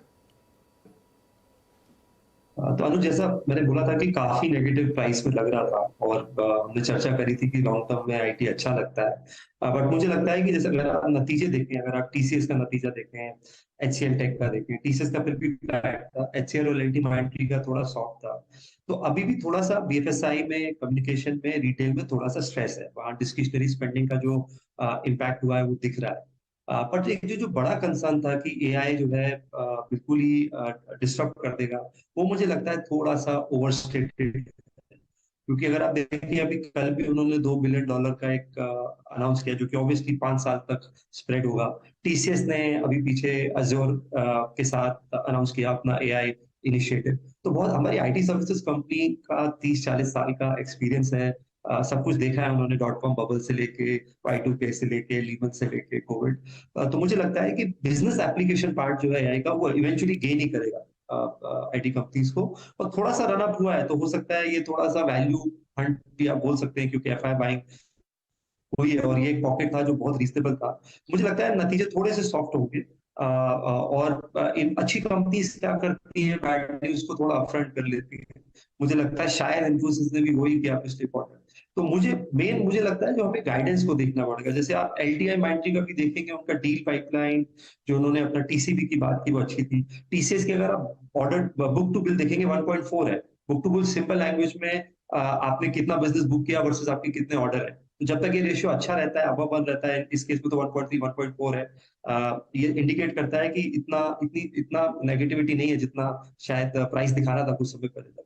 दूसरा, अगर आप एफसीएफ देखेंगे टू पैट या operating cash flow to EBITDA देखेंगे, वो रेशियो भी काफी अच्छे हैं। इसका मतलब स्लिपेजेस उतने नहीं है, जो आ रहे हैं उतना कन्वर्जन अच्छा हो रहा है। तो मेरा ये मानना है कि थोड़ा सा एक क्वार्टर का शायद पेन और बचा है आईटी में इन terms of business. Price wise इस मार्केट में प्रेडिक्ट करना बहुत मुश्किल है। मेरा ये मानना है कि आईटी और फार्मा दोनों अच्छे स्वीट स्पॉट पे है। थोड़ा सा पेशेंस लगेगा, पर रिस्क रिवॉर्ड बहुत अच्छा है 2-3 साल के नजर। ओके, एक स्टॉक जो आपने, मेरे ख्याल से जब मेरी पहले आपसे बहुत पहले चर्चा होती थी, 1000 रुपये के करीब तब ये स्टॉक हुआ करता था, उस पर आप काफ़ी बुलिश थे, पॉलीकैब। आज 4000 का रेट है यहाँ पर। ये स्टॉक में अभी भी बने रहे, एक कंपाउंडिंग मशीन रहेगी ये? अनुज, कुछ चीजों में कई बार आप लकी हो जाते हैं और उस जगह आपको ना मार्केट को थैंक यू बोलना चाहिए, क्योंकि कई बार स्किल से ज्यादा लक हमने ऑब्वियसली नहीं सोचा सोचा था कि 4 टाइम्स हो जाएगा, नहीं तो पोर्टफोलियो में शायद ये 15-20% कर देते। हमारी टॉप होल्डिंग है, तो बहुत खुशी हो रही है आज इतने अच्छे नतीजे देके। एक जो चीज अच्छी है पॉलीकैब के बारे में अनुज, वो ये है कि जो मैनेजमेंट ने गाइडेंस दिया था FY26 का 20,000 करोड़ रेवेन्यू का, वो ट्रैक पे हो सकता है एक्सीड हो जाए। इस क्वार्टर लगभग 4,000 करोड़ का रेवेन्यू किया है, मार्जिन 14% है। केबल्स एंड वायर्स में मार्केट शेयर कंटिन्यूसली गेन कर रहे हैं। फास्ट मूविंग इलेक्ट्रिकल गुड्स जो अभी सिर्फ 15% है टॉप लाइन का, उसमें लॉसेस और कम हुए, ये अच्छा साइन है। क्योंकि हमने देखा ये हैवेल्स में जब उन्होंने लॉयड का एक्विजिशन किया था, उनको काफी परेशानी का सामना करना पड़ा था। तो अप्लायंसेज उनका एक हाई ग्रोथ लीवर है। अगर आप पिछले 5 साल का उसका CAGR निकालेंगे टॉप लाइन पर, तो 30-35% है। तो ग्रोथ सिग्नल्स है, और ये ना प्रॉक्सी प्ले भी है मैन्युफैक्चरिंग का, पावर का, क्योंकि केबल एंड वायर इज आप अगर आपको कैपिटल गुड्स खेलना है, रिवाइवल एंड मैन्युफैक्चरिंग खेलना है, तो एक तरीके का प्रॉक्सी प्ले भी है हाउसिंग के अलावा।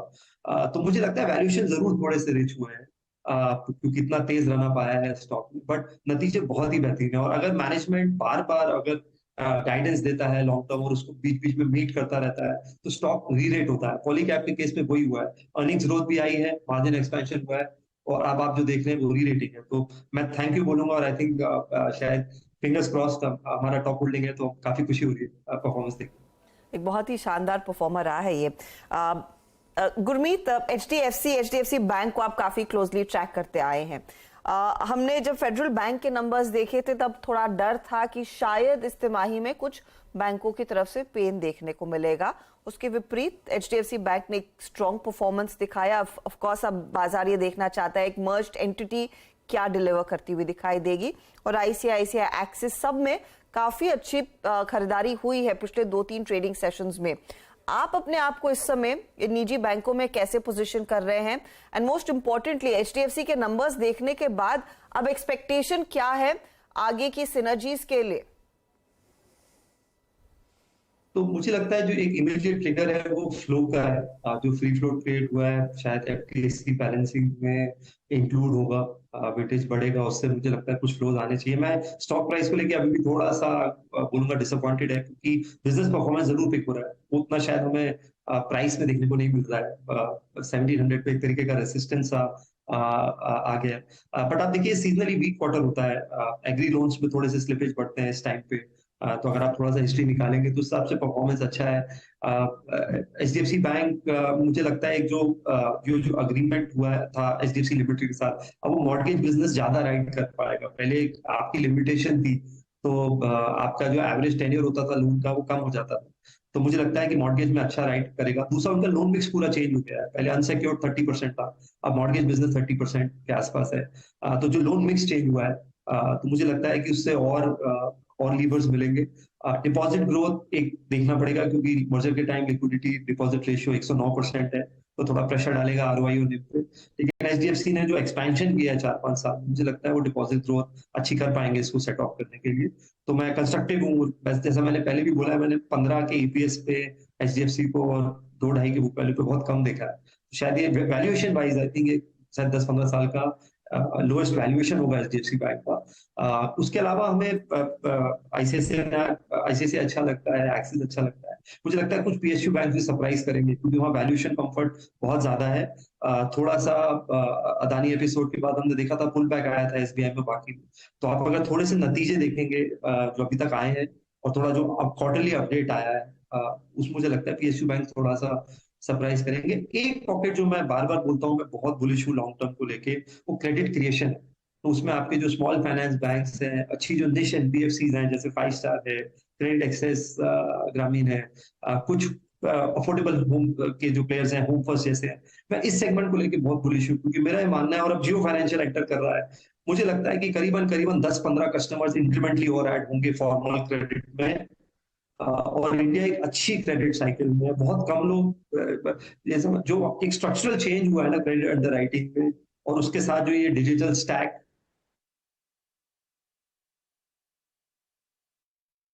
ओके गुरमीत, आपने इस दौर में कुछ क्या न्यू एज स्टॉक्स को एक्युमुलेट किया या फिर बाय किया? फॉर इंस्टेंस आई थिंक मेरे ख्याल से अभी गुरमीत का जो आउटपुट है थोड़ी देर के लिए रुका हुआ, मैं उनसे ये प्रश्न पूछूंगा। हालांकि इंडेक्स थोड़ा सा अगर आप देखें यहाँ पर रिकवर 19,741, मैं आता न्यू एज स्टॉक्स पे, जरा प्लीज़ एक बार पेटीएम लेके आएंगे एग्जैक्टली क्या कर रहा है, क्योंकि सॉफ्ट बैंक ने लगभग इस दौरान में लगभग अपना 2% स्टिक ऑफलोड किया है। तो मैं एग्जैक्टली इसी के बारे में पूछना चाह रहा था। लगभग 3% नीचे ये स्टॉक 838 के जोन में आके ट्रेड करता हूँ। जरा सारे स्टॉक्स लेके आइएगा, जोमेटो लेके आइएगा और पॉलिसी बाजार भी लेके आइएगा, ये 3 स्टॉक्स। और इनफैक्ट अगर हो सके तो एक बार कार्टरेट भी लेके आइएगा।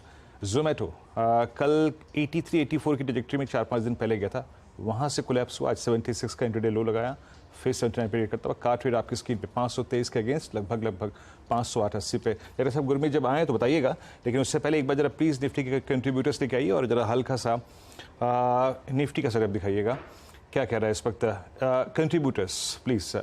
ये जो लगभग 70 से 75 अंकों का पुल बैक है वो किसने जनरेट किया? कंट्रीब्यूटर्स दिखाइए स्क्रीन पे।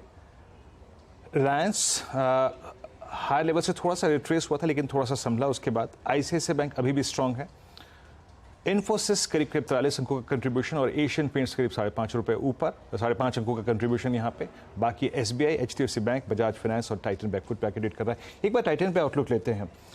टाइटन पे आपकी राय क्या होगी इस वक्त मानस? यहाँ पे क्रिटिकल लेवल 3000 के टूटे, पहले 3000 पे पुट राइटर्स था, 3200 तक का स्विंग देखा था हमने, लेकिन अब वहाँ से कोलैप्स होता हुआ। टाइटन पे कोई टेक्निकल व्यू आपका?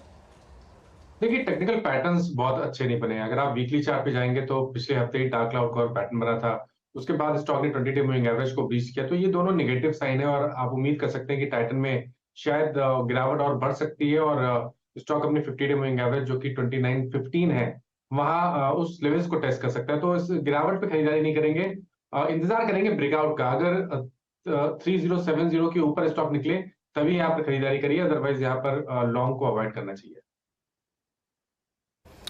तो अभी समहाउ अगर आप देखें 3000 की ट्रेजेक्ट्री को होल्ड कर रहा है, बट 3000 याद रखिएगा सबसे बड़े पुट राइटर्स का जोन था। अगर ये डिसाइसिवली ब्रीच हो तो टाइटन का स्ट्रक्चर भी खराब होगा। गुरमीत, मेरा प्रश्न केंद्रित था न्यू एज स्टॉक्स पे, चाहे वो पेटीएम हो, चाहे वो जोमेटो हो, चाहे वो पॉलिसी बाजार हो, चाहे वो कार्टरेट हो। रीसेंट स्विंग में जो लोअर लेवल से हमने देखे हैं उसमें आपका कहीं कन्विक्शन बना, या फिर आपको लगता है कि नहीं हायर लेवल्स पे अगर आपके पास कुछ भी प्रॉफिट पोटेंशियल्स हैं बुक करने के तो करना चाहिए? आपका व्यू क्या कहता है? ब्रॉडली अवॉइड किया है स्पेस हमने शुरू से। आज की बात नहीं है, पिछला भी हमारी चर्चा हुई। कुछ एक जगह मुझे ऐसा लग रहा है कि बिजनेस मॉडल्स पिवट हो रहे हैं और प्रॉफिटेबल ग्रोथ पे फोकस हो रही है, सिर्फ स्केल पे ग्रोथ नहीं हो रही। पेटीएम एक एग्जांपल है जहां पे वो अब क्लियरली लेंडिंग पे फोकस कर रहे हैं, वैल्यू एडेड थर्ड पार्टी पे फोकस कर रहे हैं, को लेंडिंग टाइप्स कर रहे हैं, और उनका जो ओवरऑल पेमेंट बिजनेस में भी है वहां भी मार्जिनल इंप्रूवमेंट देखने को मिला है। ये सब कॉस्ट अभी भी एक मुझे लगता है ओवरहैंग है। वो जैसे जैसे एड्रेस होगा और प्रॉफिटेबिलिटी की तरफ जाएगा तो हम उसको, बट हमने कुछ ऐड नहीं किया है। मुझे पॉलिसी बाजार भी ऐसा लगता है कि एक एग्रीगेटर मॉडल है जो कि अच्छा कर सकता है लॉन्ग रन में, और कुछ साइंस हमें दिखे हैं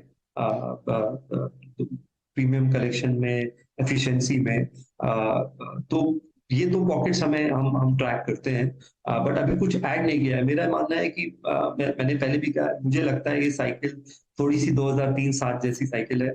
ओल्ड इकोनॉमी स्टॉक्स मुझे लगता है ज्यादा बेहतर करेंगे क्योंकि बहुत टाइम बाद इन्वेस्टमेंट साइकिल वापस आ रही। तो हमारा ज्यादा फोकस सीमेंट, कैपिटल गुड्स, उसका कोई जो प्रॉक्सी प्ले है, बिल्डिंग मटेरियल है, यूटिलिटीज है, उस पर ज्यादा है। टेलीकॉम पे हम थोड़ा कंस्ट्रक्टिव हो रहे हैं क्योंकि अब लगभग ड्यूओपोली है।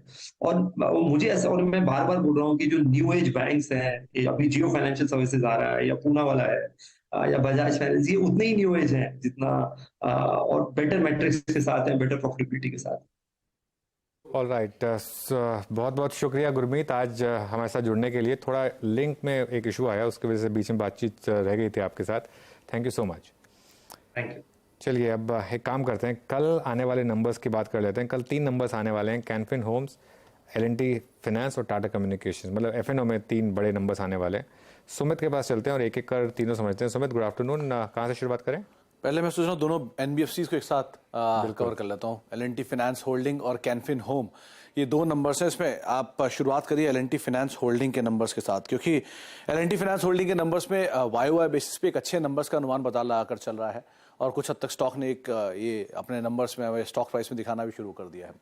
6% के आसपास ऑपरेटिंग इनकम बढ़ने का अनुमान है और एक लो बेस के सामने मुनाफा ऑलमोस्ट दुगना होने का अनुमान, करीब 522 करोड़ रुपए का एक मुनाफा रहेगा। एनआईए फ्रंट पे रफली 1% की एक बढ़त रहने का अनुमान है, 1544 करोड़ रुपए इस तिमाही में ये नंबर रह सकता है। प्रोविजनिंग गिरेगी तो उसका एक इम्पैक्ट कंपनी के ओवरऑल नंबर्स के अंदर आता हुआ दिखाई पड़ेगा। वाई सीक्वेंशियली दोनों आधार पर प्रोविजनिंग के अंदर एक डिप रहेगा। लोन बुक करीब सीक्वेंशियल बेसिस पे 11% के आसपास के डिक्लाइन का अनुमान है, क्योंकि रियल स्टेट और इंफ्रा स्पेस में थोड़ा सबड्यूड नंबर रहेगा। वाई बेहतर, क्यू ऑन क्यू थोड़ा सा वीक। एनआईएम करीब 50 बेसिस पॉइंट के आसपास इंप्रूव होने का अनुमान स्ट्रीट लगाकर चल रहा है और क्रेडिट कॉस्ट करीब 2.5% डिक्लाइन होने का अनुमान है वाई बेसिस पर। ये एक एस्टिमेट जो मोतीलाल ओसवाल सिक्योरिटीज वो लगा रहे हैं। लेकिन 2-3 चीजें, एक इनके बल्क लोन्स और जो ग्रोथ है बड़े सेगमेंट्स में वो किस तरह की है, कमेंट्री कैसी है रियल स्टेट स्पेस को लेकर, और डिमांड साइड अभी कैसी है, ये कुछ चीजें इनको बाजार कीनली वॉच करेगा एल&टी फाइनेंस होल्डिंग के केस में। दूसरी तरफ जो नंबर आने वाला है वो है कैनफिन होम का। कैनफिन होम के केस में आपको नंबर्स बिल्कुल फ्लैट दिखाई पड़ेंगे, चाहे वाई बेसिस पे देखिए, हालांकि सीक्वेंशियल बेसिस पे थोड़ा पिकअप रहेगा। वाई करीब 11% बढ़ने का अनुमान है। एनआईआई मुनाफा 2.5% बढ़ने का अनुमान है। ऑपरेटिंग प्रॉफिट 10% के आसपास बढ़ने का अनुमान है। 236 करोड़ रुपए का एक नंबर यहाँ पर पोस्ट हो सकता है। प्रोविजनिंग पिछली बारी राइट बैक था 4 करोड़ रुपए के आसपास का, इस बारी करीब 12 करोड़ रुपए के आसपास की प्रोविजनिंग हो सकती है, तो लेकिन नंबर बहुत छोटा है तो इतना रेलेवेंट शायद नहीं जाएगा। एयूएम ग्रोथ 18% वाई बेसिस पर, margin more less stable side पर देखने को मिलेंगे।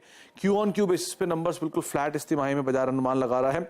असेट क्वालिटी स्टेबल, लेकिन ग्रोथ और जो कंपनी के मार्जिन्स का आउटलुक है उसके ऊपर बाजार क्रूशियली नजर रखेगा। तो फ्लैट साइड पे नंबर रहेंगे कैनफिन होम के Y Q on Q basis पे। एल&टी फाइनेंस होल्डिंग वाई बेसिस पे better, Q on Q flat side पे। सुमित, एक बार मयूरेश को भी जोड़ लेते हैं। Mayuresh, good afternoon. Canfin Homes या एल&टी फाइनेंस, कोई ट्रैक करते हैं आप दोनों में से किसी स्टॉक को या दोनों को? क्या भी होगा यहाँ पर?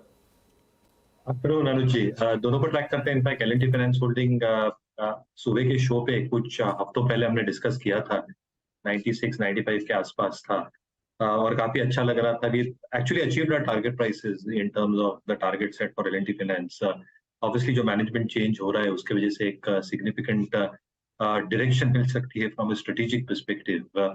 नंबर्स आई थिंक ठीक ठाक ही रहेंगे, जैसे सुमित ने कहा, दोनों कंपनीज के लिए number should be quite good. L&T finance के लिए in fact number should be relatively better, क्योंकि जो पूरी की पूरी राइट डाउन हो रही है होलसेल बुक की, that is incrementally positive both in terms of reported NIMs and generally I think अगर आप देखेंगे जो एक रिटेल बुक है, even if NIMs probably just stabilize at the current level, थोड़े कॉन्ट्रैक्ट भी होते हैं, कहीं ना कहीं जो बेस मिलता है एक कंपाउंडेड ग्रोथ का, वो काफी तगड़ा हो सकता है। Similarly in the case of Canfin Homes, की पिवट लेवल्स के ऊपर ट्रेड कर रहा है on the O'Neil lens. Obviously, I think जो ट्रैक्शन आएगा in the next few quarters will obviously come through as rate cuts start coming through. जैसे rate cuts होंगे, इनके जो alternative sources of borrowing है, इसमें एक थोड़ा धीमापन दिखेगा, which means थोड़ा contraction in terms of cost of borrowings, which will support NIMs going forward.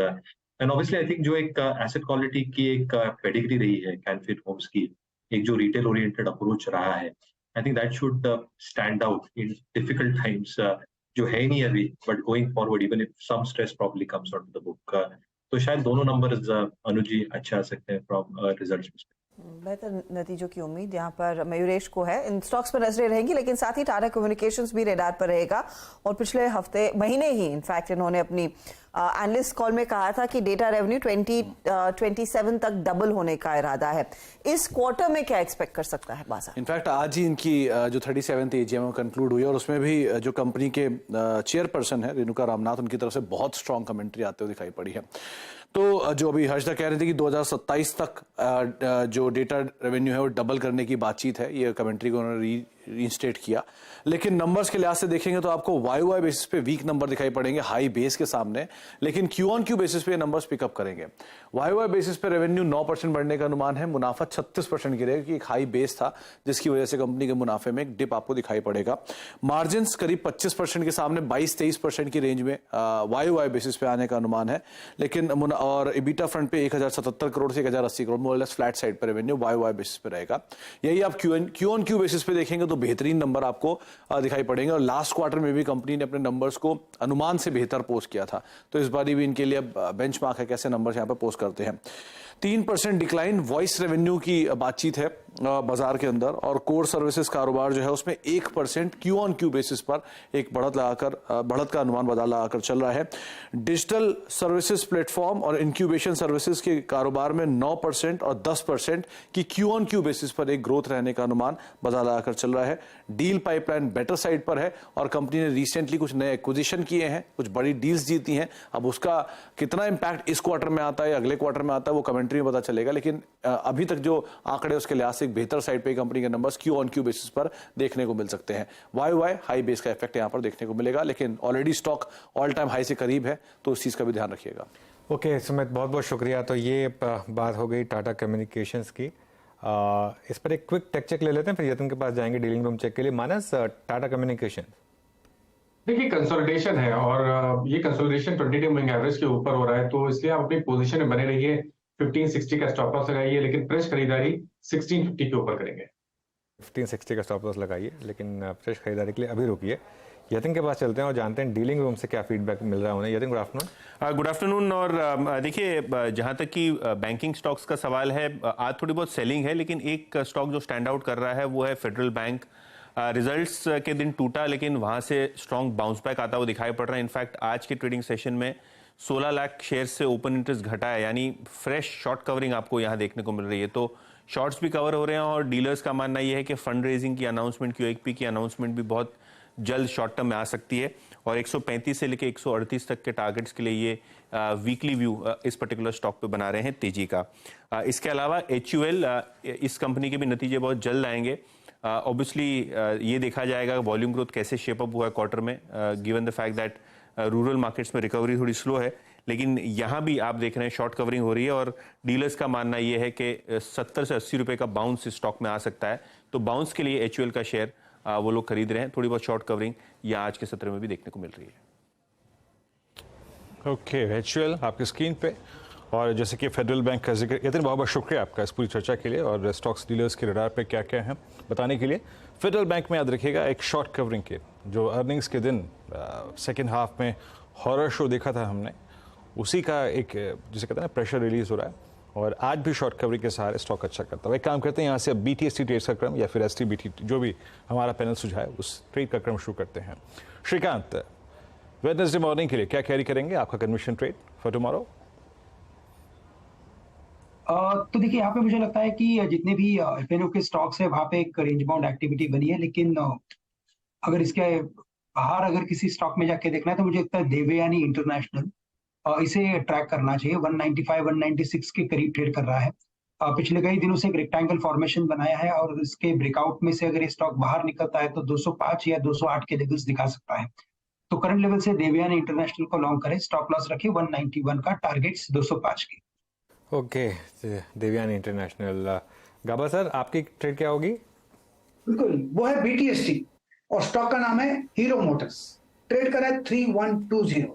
लगता है जो करेक्शन था खत्म हो गया, अब मूव यहाँ से शुरू होना चाहिए। स्टॉप होगा 3100, ट्रेड करा है 3120, इसका टारगेट 3160 होना चाहिए। हीरो मोटर्स तो में एक मोमेंटम 3160 के लिए एक मौका। प्रशांत, आपका ट्रेड? जी हर्षा जी, मैं बिरला सॉफ्ट के साथ जाऊंगा बाय साइड पे, करीबन 391, 392, 392 के आसपास स्पॉट ट्रेड कर रहा है। यहाँ पे 384, 384 मेरा स्टॉप लॉस होगा और 410 तक के टारगेट्स में देख रहा हूँ। बहुत स्ट्रॉन्ग ब्रेकआउट है, थोड़े वॉल्यूम्स आज कम है बट फिर भी मैं प्रीएम्प्ट कर रहा हूँ सॉफ्ट। इनफैक्ट इस पर मैं आपसे राय भी लेने वाली थी क्योंकि बहुत तगड़ा मोमेंटम इस स्टॉक में पिछले 10-15 मिनटों में आता हुआ दिखाई दिया है और ये एक बाय साइड का ट्रेड जो प्रशांत ने आइडेंटिफाई कर भी लिया। मानस, आपका ट्रेड क्या रहेगा? हर्षदा जी, ग्लेनमार्क में एक लॉन्ग पोजीशन बनानी चाहिए क्योंकि स्टॉक ने अगर हम लॉन्ग टर्म चार्ट पे देखें तो भी एक ब्रेकआउट दिया है, 2018 के हाईस को ब्रीच किया है। हाई टॉप साइड बटन का ट्रेंड तो पहले से ही है, तो ग्लेनमार्क में खरीदारी करेंगे BTST कॉल की तरह 709 के स्टॉप लॉस से 740 तक के टारगेट्स पॉसिबल है। ऑप्शन में 720 का कॉल ऑप्शन लिया जा सकता है, 17 रुपए पे ट्रेड हो रहा है, वहां पर 12 रुपए के स्टॉप लॉस से 35 रुपए के टारगेट के लिए खरीदारी करनी चाहिए। चलिए, तो ये इस समय ग्लेनमार्क पर कॉल। मार्केट में आज कुछ खास 3 PM मूव आया नहीं, फाइनेंशियल निफ्टी की एक्सपायरी वाले दिन, लेकिन कुछ स्टॉक्स जहां पर अच्छे मूव्स थे। पॉलीकैब डे हाई पर बंद हो रहा है, करीब करीब 4124 इस समय स्टॉक का भाव, और एक स्टॉक जो डे लो पर बंद हो रहा है वो है RBL बैंक। काफ़ी ओपन इंटरेस्ट कम हुआ है यहाँ पर, करीब करीब 12%। तो देखते हैं बैंड से बाहर आता है या नहीं, लेकिन 12% का ओपन इंटरेस्ट रिडक्शन यहाँ पर आरबीएल बैंक में इस समय। और जी एंटरटेनमेंट ये भी करीब 3% नीचे, ये भी बैंड में है ऑफकोर्स। मयूरेश, जी पर अब क्या व्यू बनेगा? काफी कुछ चर्चा हो रही है जी के बारे में। इनफैक्ट क्या निकल के आता है in terms of the order itself, I think बहुत महत्वपूर्ण रहने वाला है। But I think one element of the market जो प्राइस शायद इंडिकेट कर रहा है कि apart from whatever happens to the promoters, शायद ये डील निकल जाएगी and that will be in the best interest for both Zee and Sony to consolidate both its OTT offerings, और स्पेसिफिकली डिजिटल ऑफरिंग्स में जहाँ पे थोड़ी स्ट्रेंथ थोड़ी वीकनेसेस दोनों पार्टीज की है। तो मुझे लगता है I think it's more of play in terms of expectations कि शायद ये डील निकल सकती है, barring the promoter, even if the promoters are not part of the deal will probably go through. But we don't cover this stock. Anuj has a compliance requirement and we don't have a call either buy or sell. Okay, अच्छा, RBL का तो ban से आना मुश्किल है अभी, 96% position अभी भी है वहाँ पर। एक बार इस क्लोज को समझ लेते हैं, फिर वीरो के पास जाएंगे एफएनओ समरी के लिए। क्लोज ठीक ठाक है वैसे, कोई दिक्कत वाला मामला है नहीं। निफ्टी अभी भी 34 पॉइंट ऊपर ही बंद हुआ है। हाँ, बैंक निफ्टी थोड़ा सा प्रेशर में जरूर आया, 45,346 बैंक निफ्टी। लेकिन देखिए मार्केट इतना ओवरस्ट्रेच्ड है कि थोड़ा सा कूल ऑफ पॉसिबल है। निफ्टी पर 19,600 और 650 जब तक होल्ड कर रहा है तब तक ठीक है मामला। बैंक निफ्टी में लेवल आ रहा है करीब करीब 45,200 के आसपास। तो कल सुबह फिर रिविजिट करेंगे क्योंकि आज फिन निफ्टी की भी एक्सपायरी थी। मेरे ख्याल से कल शायद वीकली ऑप्शंस के एक्सपायरी वाले दिन थोड़ा और कंसोलिडेशन पॉसिबल है मार्केट में। और एक बार के लिए अगर आज का जो लो है वो वायलेट हो भी जाए तो प्रॉब्लम नहीं है, क्योंकि वहाँ पर मुझे लग रहा है कि फिर थोड़े वीक हैंड्स बाहर होंगे। फ्रेश बाइंग के लिए शायद ज़रूरी है थोड़े वीक हैंड्स का बाहर होना। लेकिन वीरो, एफएनओ समरी। जी अनुज, आज एग्जैक्टली इस गैप अप ने ये डिफाइन कर दिया था, ये तय कर दिया था कि आज थोड़ा सा प्रॉफिट बुकिंग का दिन होगा। 19,700 की ट्रेजेक्ट्री और 46,000 की ट्रेजेक्ट्री ने प्रॉफिट बुकिंग को इनवाइट किया। आपकी स्क्रीन पे ये जो मार्केट ब्रेथ है जो अब आएगी वो क्लियरली इंडिकेट कर रही है कि आज लॉन्ग्स नहीं थे सिस्टम में। ये देखिए आपकी स्क्रीन पे, in fact long hardly 20, short covering 36 और शॉर्ट करीब 49 स्टॉक्स में थी और लॉन्ग अनवाइंडिंग 81 स्टॉक्स में। कंप्लीटली प्रॉफिट बुकिंग ग्रिप में आज मार्केट गया और शॉर्ट कवरिंग लोअर लेवल से लगभग 2 बजे के बाद थोड़ी बहुत थी, but most of the day long unwinding और शॉर्टिंग। ये कंसोलिडेट फिगर अप्रॉक्सीमेटली थी 130। Polycab, event, earnings, Glenmark pharma, Havells, Birla soft और अरविंदो फार्मा, इनमें थोड़े बहुत लॉन्ग्स विजिबल थे। और अगर आप सेकंड स्लाइड में जाएं, जब आप शॉर्टिंग के आंकड़े को देखेंगे, शॉर्ट कवरिंग के आंकड़े को, डेल्टा कॉर्प, इन्फोसिस, कल एक सुपर मूव के बाद में थोड़ी बहुत प्रॉफिट बुकिंग थी, लेकिन आज फेडरल बैंक, एशियन पेंट्स और बीएचएल में फिर उसके बाद काफ़ी लॉन्ग बिल्डअप, मतलब शॉर्ट कवरिंग देखी गई। और उसके बाद शॉर्ट बिल्डअप रहा आदित्य बिरला कैपिटल में, पीवीआर में, बैंक ऑफ बड़ौदा, बलरामपुर चीनी और गोदरेज कंज्यूमर में थोड़ा सा शॉर्ट बिल्डअप था। मिड कैप में कुछ स्क्रिप्ट्स में अच्छा खासा शॉर्ट बिल्डअप था। बाकी Zee Entertainment, RBL Bank, India Bulls housing finance, LTI Mindtree, India Cements, इन काउंटर्स में आज थोड़ी बहुत शॉर्ट देखा गया। कल एग्जैक्टली इसका इन्वर्स था। कल मिड कैप में याद रखिएगा काफ़ी स्ट्रॉन्ग लॉन्ग बिल्डअप थे, लेकिन वो आज स्क्रीन पे विजिबल नहीं थे। तो आज अनुज कंप्लीटली आज हम प्रॉफिट बुकिंग मोड में गए, बट ठीक है, एक बहुत स्ट्रॉन्ग मूव के बाद थोड़ा रिट्रेसमेंट ज़रूरी था और थोड़ी बहुत कंसोलिडेशन की ज़रूरत थी और वो स्क्रीन पे विजिबल है आज। लेकिन वीरू, 19,819 का जो स्तर था उससे ज्यादा दूर नहीं है क्लोज आएगी, तो इतना भी बुरा हाल नहीं है इंडेक्स का जितना बीच में लग रहा था, स्पेशली जिस तरह से हम कूल ऑफ देख रहे थे निफ्टी बैंक में। 19,750 के दायरे में ही यहाँ पर मार्केट अगर टिकता है, विच इज नॉट बैड। हाँ, ऑफ कोर्स हमने 45,905 तक का हाई देखा था निफ्टी बैंक में, तो वहां पर ज्यादा कूल ऑफ देखने को मिला है।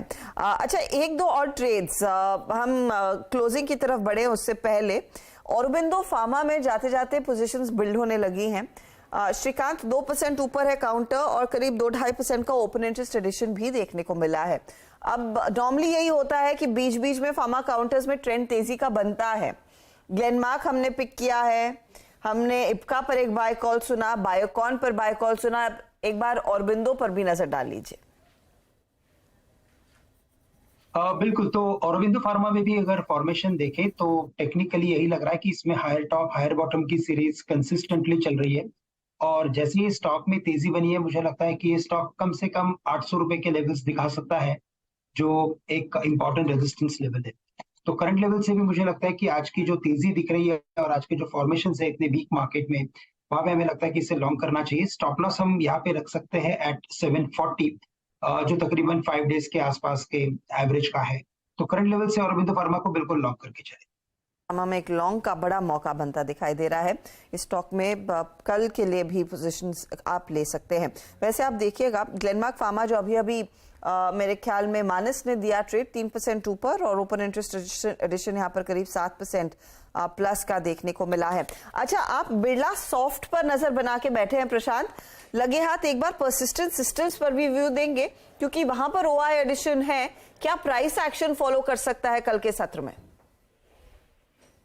जी बिल्कुल, अगर मैं यहाँ पे देखूं तो सिर्फ जो कल की कैंडल बनी यानी कल का जो हाई बना वो एक बहुत अहम रेजिस्टेंस है, ऑलमोस्ट 5100 स्पॉट में। तो हम उसको टारगेट रख के भी अगर चले जो करीबन यहाँ से 120-130 पॉइंट है, तो मुझे लग रहा है हम 4925 यानी 50 पॉइंट का रिस्क ले सकते हैं। तो इस लेवल पे भी बाय कर सकते हैं, रेजिस्टेंस के करीब है बट रिस्क रिवॉर्ड के हिसाब से ऑलमोस्ट 1:2.5 का रिस्क रिवॉर्ड हो रहा है।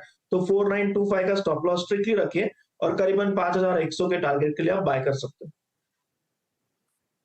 ओके, इस बीच आज सुबह जिस ब्लॉक डील ने आज सुबह सरप्राइज किया था दैट वाज रेलिस हालांकि चला भी था जब टाटा केमिकल्स ने यहाँ पे अतिरिक्त 4.99% स्टेक बाय किया था। करीब 208 करोड़ रुपए में वो जो चंक था वो ट्रेड हुआ था। आपकी स्क्रीन पे जब दोनों स्टॉक्स को लेके आते हैं, फाइनली क्या हो रहा है? टाटा केमिकल्स और साथ ही साथ रेलिस इंडिया दिखाइएगा। और रेलिस ने इनिशियली एक अच्छा पुल बैक दिया था उसके बाद, लेकिन बाद में थोड़ा सा कोलैप्स हुआ था। और रेलिस आपकी स्क्रीन पे 228 का जैसे कि खुलते साथ हाई लगाया, फिर कोलैप्स हुआ, फिर 1:30 बजे तक कंप्लीट कोलैप्स, अब थोड़ा करीब 220 के स्तर पे। और टाटा केमिकल्स दिखाइएगा, केमिकल स्पेस में हमने पिछले 2-3 दिन में एक पुल बैक देखा है। लास्ट वीक काफ़ी शॉर्ट बिल्डअप हुए थे एसआरएफ में टाटा केमिकल्स में, और यहाँ पे आज थोड़ा सा मूव स्ट्रॉन्ग था। इनिशियली टाटा केमिकल्स ने 1006 तक का सफर तय किया, आशीष बहती जी की कॉल भी थी, लेकिन उसके बाद रिट्रेस हुआ और अब करीब 997 पर। अनुज बिल्कुल। अच्छा, मैं पता नहीं किस धुन में था, मैंने बोला कल की वीकली ऑप्शंस एक्सपायरी, पर एक्चुअली परसों है, कल नहीं है वीकली ऑप्शंस एक्सपायरी, वो परसों है। तो थोड़ा सा क्षमा चाहता हूँ उसके लिए। हाँ वीरू, वीकेंड जल्दी एक्सपेक्ट कर रहे हैं इस बार क्या? नहीं, वीकेंड तो खैर वीकेंड तो जब आएगा तब आएगा वीरू, लेकिन अब समय आगे जाके बड़ी प्रॉब्लम आने वाली है। रोज कोई ना कोई एक्सपायरी होगी तो वो थोड़ा सा याद रखना मुश्किल हो जाएगा। मंडे को, ट्यूसडे को, वेडनेसडे को, थर्सडे को, फ्राइडे को 5 दिन एक्सपायरी होगी अगले महीने से। तो थोड़ा सा एक मैं सोच रहा हूँ एक शीट पे लिख के रखा करूंगा कि आज किस इंडेक्स की एक्सपायरी है, कल किस इंडेक्स की एक्सपायरी है। लेकिन चलिए इस क्लोजिंग को समझते हैं, हजदा के पास चलते हैं। हजदा, थोड़ी सी मुनाफा वसूली के साथ ही आज का दिन समाप्त होता दिखाई देगा और मिड कैप्स में इनफैक्ट वो प्रेशर ज्यादा आपको नजर आएगा क्योंकि यहीं पर कल भी थोड़ा सा विराम लगता हुआ दिखाई दिया था और आज भी ठीक वही तस्वीर है। हालांकि कल की स्क्रीन ज्यादा हरी थी, आज देखिएगा निफ्टी बैंक थोड़ा सा 32 पॉइंट नेगेटिव में, मिड कैप इंडेक्स में 52 अंकों की गिरावट है। निफ्टी ऊपरी लेवल से हल्का जरूर हुआ है लेकिन डे हाई से करीब हम 60-65 पॉइंट ही हल्के होकर बंद होते दिखाई देंगे। 35 अंकों का इजाफा। निफ्टी आईटी आज पूरी तरह से फॉर्म में था, जैसे जैसे हम कई इनफैक्ट 3-4 कंपनियों के नंबर्स परसों आने वाले हैं आईटी सेक्टर से, उसकी तरफ बढ़ते हुए दिखाई दे रहे हैं। तो इन्फोसिस सबसे पहले आपकी स्क्रीन पर रखते हैं क्योंकि वहीं पर सबसे बड़े मूव्स देखने को मिले। याद रखिएगा 20 तारीख शाम को मार्केट बंद होने के ठीक बाद नतीजे आएंगे, उससे पहले 3-3.5% का इजाफा और कंपनी ने अनाउंस किया $2 बिलियन की 5 साल की डील एक एग्जिस्टिंग क्लाइंट के लिए इन्होंने एआई स्पेस में साइन कर ली है। शायद उसका भी एक रब ऑफ इफेक्ट था। मिड कैप साइड पर बिरला सॉफ्ट जैसे ट्रेड्स, परसिस्टेंट जैसे ट्रेड्स जिसका हम जिक्र कर रहे थे, वहां पर तेजी की पोजीशंस बनती हुई जरूर दिखाई दी है। एचसीएल टेक में हमने देखा दिग्गजों में खरीदारी बनती दिखाई दी, लेकिन एलटीआई माइंट्री के नंबर से निराश होकर वो स्टॉक नेगेटिव साइड पर, और एक तरफ इन्फोसिस था, दूसरी तरफ एलटीआई माइंट्री था। आज निफ्टी के ट्रेड्स में ये टॉप लूजर्स में शामिल है, करीब 2-2.5% का नुकसान इधर बनता दिखाई दिया है। लेकिन दो काउंटर्स जिस पर सबसे ज्यादा चर्चा आज हुई है, एक तो शीला फोम आपकी स्क्रीन पर लेकर आएंगे। इन्होंने जो कर्लॉन के बिजनेस को 95% एक्वायर कर लिया है, उस स्टॉक में हमने देखा एक अच्छी खासी हरकत, तेजी की बनती दिखाई दी। इंट्राडे में 8-9% ऊपर था, क्लोज जो आ रहा है 4-4.5% या 3.5% के गेन्स पर।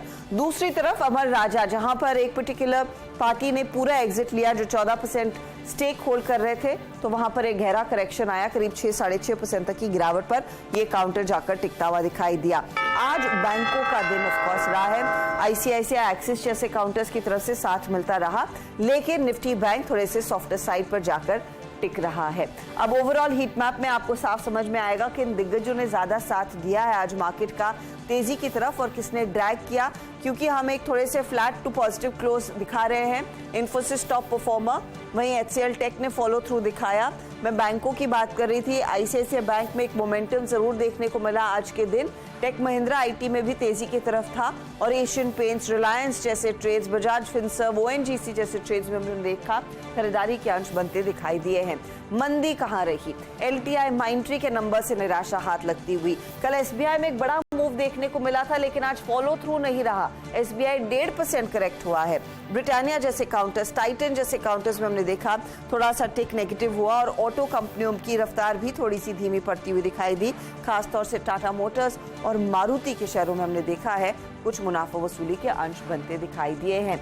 तो आज आप कह सकते हैं फाइनेंशियल सर्विसेज की एक्सपायरी के दिन कोई बड़ा मूव सेकेंड हाफ या फिर 2:30 या 3 बजे नहीं देखने को मिला।